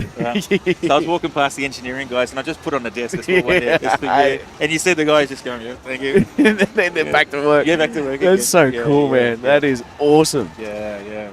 Oh, man. So, anything else you want to give a shout out to while we're here? Well, besides thanking the guys at the Illawarra Pinball Club, I mean, I said this to Paul and to Stuart, to a lot of the guys down there. We wish that we had an Illawarra Pinball Club in every capital city, and I mean that with my heart, because you guys do a fantastic job. You're all good guys. You buy new games, you promote, you expose, you run fantastic competitions and competitions and tournaments. And what I'm excited for, and I'm sure you've mentioned this before. I hope you have on the podcast. Maybe about next year with the ACS. ACS is coming. There you go. To Wollongong. So that's a testament to you guys. It's a testament to what you guys are doing.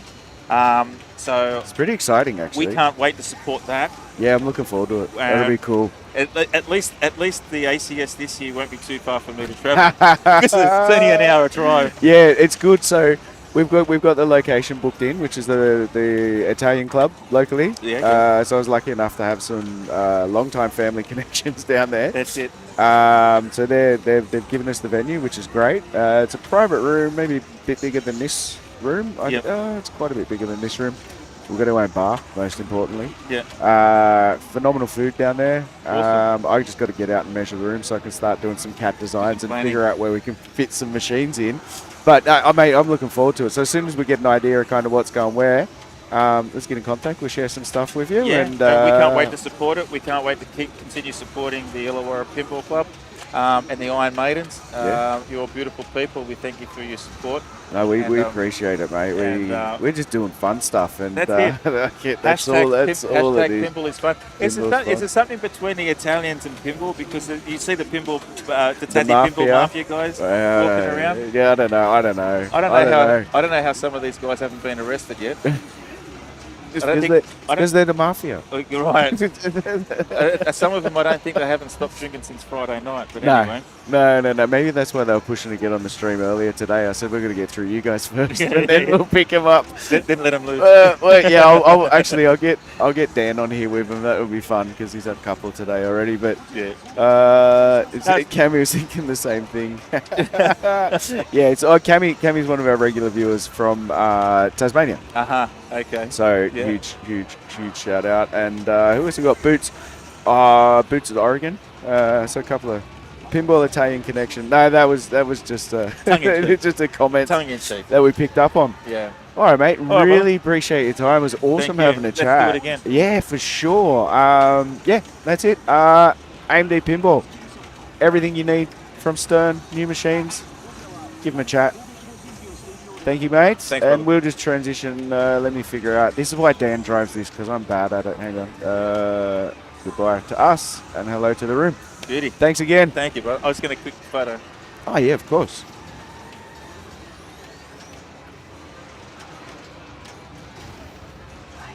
Thanks, bro. You're all right, man. Thank you, mate. That was good.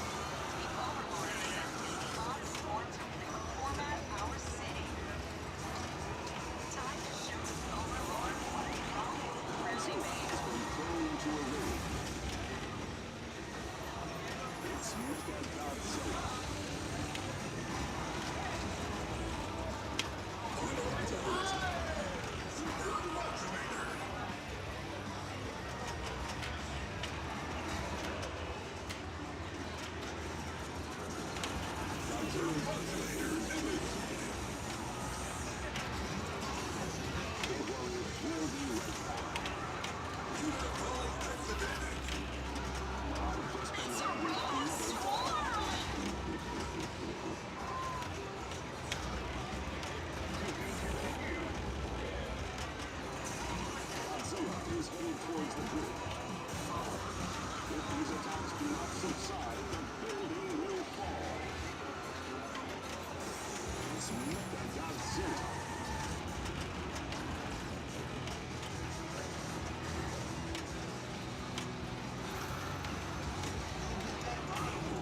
The Oxygen Destroyer has killed the foe.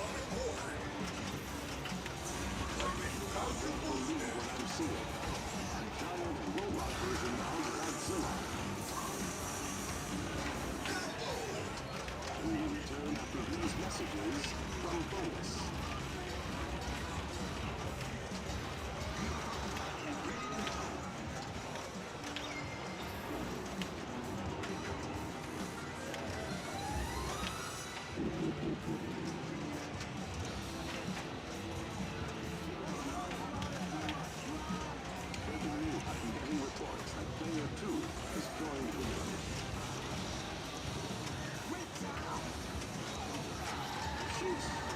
1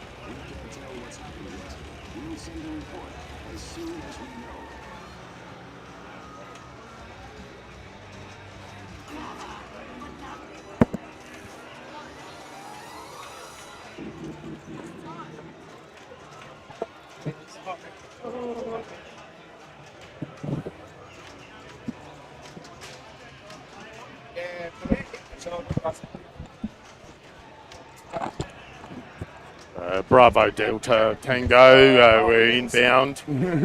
Inbound Delta Tango. You got the Don here. Bravo Tango, we're coming in for Flight 2000. Coming live from Taspin. Gentlemen. Who are you? What are you here? Why are you here? My name's Frank the Don, and Frank this the Don. is Justin the General, and we are part of a group called the Tassie Pinball Mafia. Infamous. We come here every nice. year, and we love this event. We're pinheads in and out, and we run our own event in Tasmania called Taspin, and we've been doing that for 4 years, and we modelled it on this. And this is probably the most biggest event, and we're the second biggest event in Australia for charity. That's amazing. We give all our money to charity. So we've got Amiga Cami in the chat, who is a Tasmanian local. Oh, yeah. Welcome aboard. How are you? One of our regular viewers. We know and Cami. Has given Taspin quite a few shouts as we've gone through the day. Great lady, really good. Shout out. Hello. Just So- a little bit of background for everyone. The Tassie for it. Pinball Mafia started with a couple of guys in Launceston, Tasmania, come together just through fortune and pinball, and it grew from there. Turns out you got 6 guys, live 5 minutes apart from each other, and we own 130 pinballs. We all have our own private arcades. We sort of just got together on Friday nights. But we actually grew it from there. We're more of a men's shed now. We all look after each other. And then we just evolved our hobby to be putting on a show down there in Tassie and smashing it and loving it. That's epic. pinball. So Taspin's this year's been, when was it, a month or two ago? So we have it in the first week of August, and we finally moved out of our first venue because we outgrew it, especially infrastructure-wise, and we wanted to expand it. And we met these lovely guys, and they happen to work at the country club. Nice. Which is a primo event. It's actually a casino, but they call it Country Club Tasmania. And they said, look, we can talk, we can do something. And I'll tell you now, fourth year there, 77 pinball machines, beautiful state-of-the-art venue, golf course, accommodation, absolutely fantastic. That is awesome. Now, the time I had been to Tasmania, I stayed at, is there only one casino in Hobart? Correct. No, there's the Hobart Casino and Launceston, yeah. Got it. I stayed in the Hobart Casino. Yeah. And I think that room hadn't been touched since 1970. That'd be right. That'd be right. They've renovated the hell out of that place then. now, yeah. It's a cool place. I do need to get back down there, and Michael told me I have to go next time. So We would love to have you. Definitely come down. Yeah, we'll get into it. Bring as many people as you can. Get the accommodation package, which gets you a discount once we're up and running again. And it's just like this event here in Newcastle, man. We're a tight bunch of blokes. We run a good show. We do it a little bit different, like prize packs and raffles as well. Oh, that's cool. Yeah. That is awesome. Yeah. So, okay, 77 machines this year. Yep. Gone up from previously 55. Beautiful. So growing every year. Look, it's our 4th year. In our first year, we started off with 26 contributors. Yep. The next year, we grew it to 32. Yep. The next year, we grew, I think it was about 42. Yeah, about that, yeah. This year, we hit 51 contributors from Tasmania. And if anyone That's knows Tasmania, it's a tiny little place. That'd be 90% of the pinball. Oh, owners. easily. Well, you'd be surprised at how many new people came on board this year, and after the event, now we've got I've already got 10 people on the books that want to contribute next year. How good is that? Oh, it's just that phenomenal. Organic growth. Yep. From people actually experiencing the event, and that's Yep. exactly Yeah. what you want from these types of things. Lots of children, more children this year. We've got That's the little so great. schools. That we got some photos there of little tykes, man. It's just fantastic. And you love seeing that. I was chatting Yeah. with Michael it's about awesome. it before. Like when my nieces and nephews come over, I've built them little handmade, like traditional Japanese journeys as my thing. Oh, yeah. I need to make a couple more because they argue over who's getting to use it. Yeah, sweet. But they come in they'll go into my office. I've only got one machine there, and it's Chicago remake. So you turn it on, it's got a post, so it's a super loud beep, right? Yeah.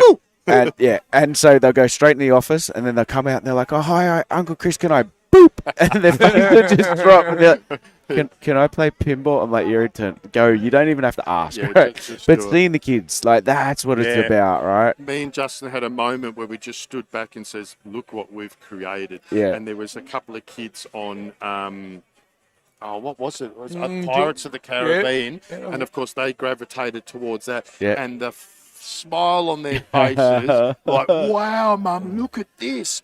You know, like it was. And the parents come up and said, "Oh, this is great. The kids love it." Yeah. Yeah, that is so good. Yeah. So good. We started Tasman with a couple of goals, and we've really stuck to them. And the goals were to bring the Tasmanian pinball community together. There was a little bit ragtag. There was nothing sort of structured or anything like that. Yep. To bring the Tasmanian pinball community together, to build the biggest pinball arcade Tasmania had ever seen. Succeeded. So we smashed that. And the other one was to give families, young and old, an experience they normally wouldn't see. Yep. And 100%. lastly was to give back to charity. Yeah. And it just keeps on rolling and growing, and we're smashing it. All because a couple of blokes loved us. Yeah, play pinball. And on the story of that, we decided, well, these guys model it. You know, they try to find a non-profit organisation and stuff. And we thought, who can we get? And we approached the hospital, the 4K LG, and we thought, everyone, the kids need it, you know? Yeah. And those old ladies there, beautiful ladies, they said, what? Because, you know, we're all in black and we rock up there. and they go, Tassie, pinball, Muffy, what do you want to do? Pinball? I remember pinball. And next second, you know, they came and they were all timid and they go, this is unreal. That's you so know? cool. And they built the Wombat Ward outdoor garden, and they said, that's the biggest donation we've ever got. Because normally it's like, what? Raffles and just sandwiches little and things, stuff like that. Sausage down at Bunnings. But so is that the consistent charity, the same one that you we look will after? always keep them on board. That's great. Because it's about the children, help that out, because they don't get much donations, right? No, of course, They're self-driven, and like we said, you know, straight away $6,000. They went, wow. That's so cool, man. That is so And cool. this year, Justin, what do we end up doing, mate? 18,000. 18,000. 18,000 for 2 days in pinball. Yeah. Yeah. Oh, that is amazing, right? They had tears. The girls gave us a special plaque out of hue and pine engraved. It was fantastic. That's beautiful. That is. To let the rest of Australia know, this year the 18,000 we raised is going to go to a mental health adolescent unit. They're going to build an outdoor garden so the teenagers can get out and have a bit of sun and stuff like that instead of being stuck in 4 white walls. So we're proud of that. Yeah, we're really 100%, proud. We've 100%. looked after the kids. All our money goes to the 4K Children's Ward Auxiliary. Yeah. And the reason why we give it to the auxiliary, those ladies are not for profit, and all the money gets spent and audited. So that's so good. It's not going into a government coffer to and get wasted or flick it away. We get to see the end game of our hard work. Yeah, and again, like you said, it goes straight to the people that need it, and the outcomes. Get rid of all that red tape and that bullshit where you kind of lose the stuff. And look, and they got a little room there and stuff, and how good isn't it? You know, big shout out to Michael Bauer and all the crew at AMD. Without AMD, you wouldn't get events like this happening, right? Latest, greatest machines. And he said, you know what, boys, we got an old, all-in-one arcade machine there. You think you'd be interested? He just donated it for the hospital. That's awesome. We set that up, mate. We put that in there, and they had a guy. What was his name? He was in the room. There was a young fella there. He'd been in bed for 3 months. He got out of bed for the very first time to come and experience an arcade machine inside the hospital. Yeah, we had a few tears. Yeah, I was just going to say, how good does that make you boys feel? Look, like you can't.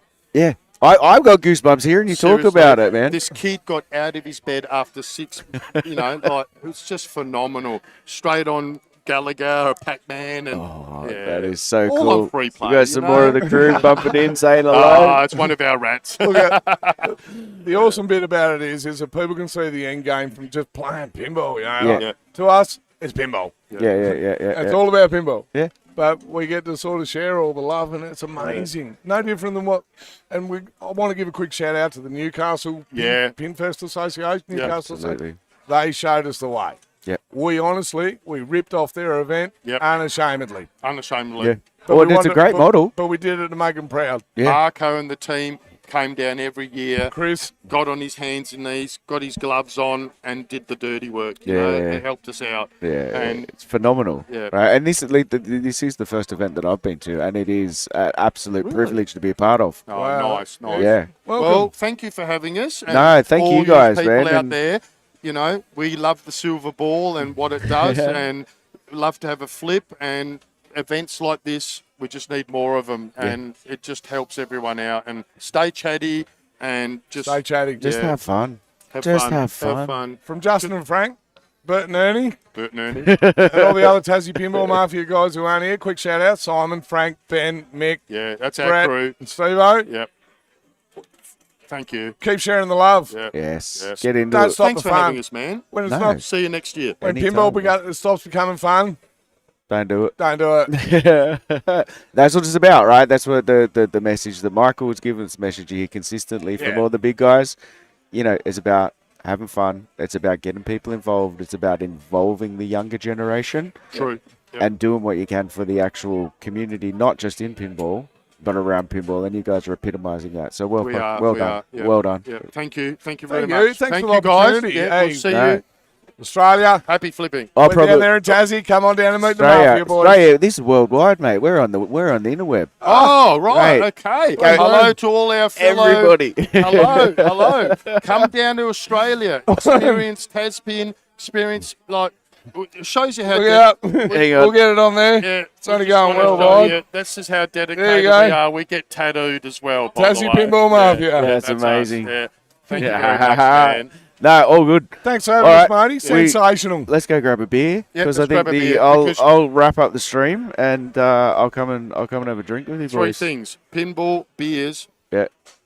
Keep flipping. All right. Love it. At that. Thank you, gentlemen.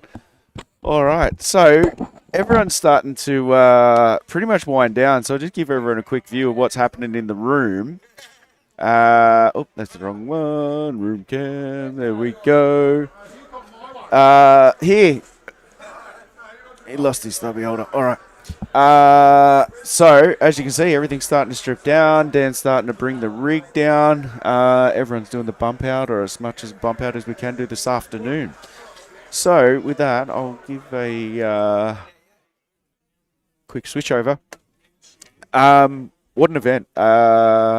2 days of pinball, fun, people, community. Had an absolute ball. So, big shout out to the Newcastle Pinball Association for putting on Pinfest. Huge shout out to all the sponsors that we can see coming across the screen. An amazing event that all of this is going to charity, all going to the palliative care up here in Newcastle. Yeah, absolute ball I've had up here. And thank you guys who've joined us, or anyone that's watching a little bit later on the VOD. Keep an eye out. I mean, any events like this in your area, if you can get to Pinfest, you can get to Taspin. Phenomenal ways to support all the people that are supporting us and allow us to keep playing pinball. So that'll probably do us. Hopefully the Tassie boys are buying me a beer at the bar. If not, I'll go find them. Thanks again, and Internet, we'll see you next time we're on. I'm not sure if we'll make Monday, but that'll do us.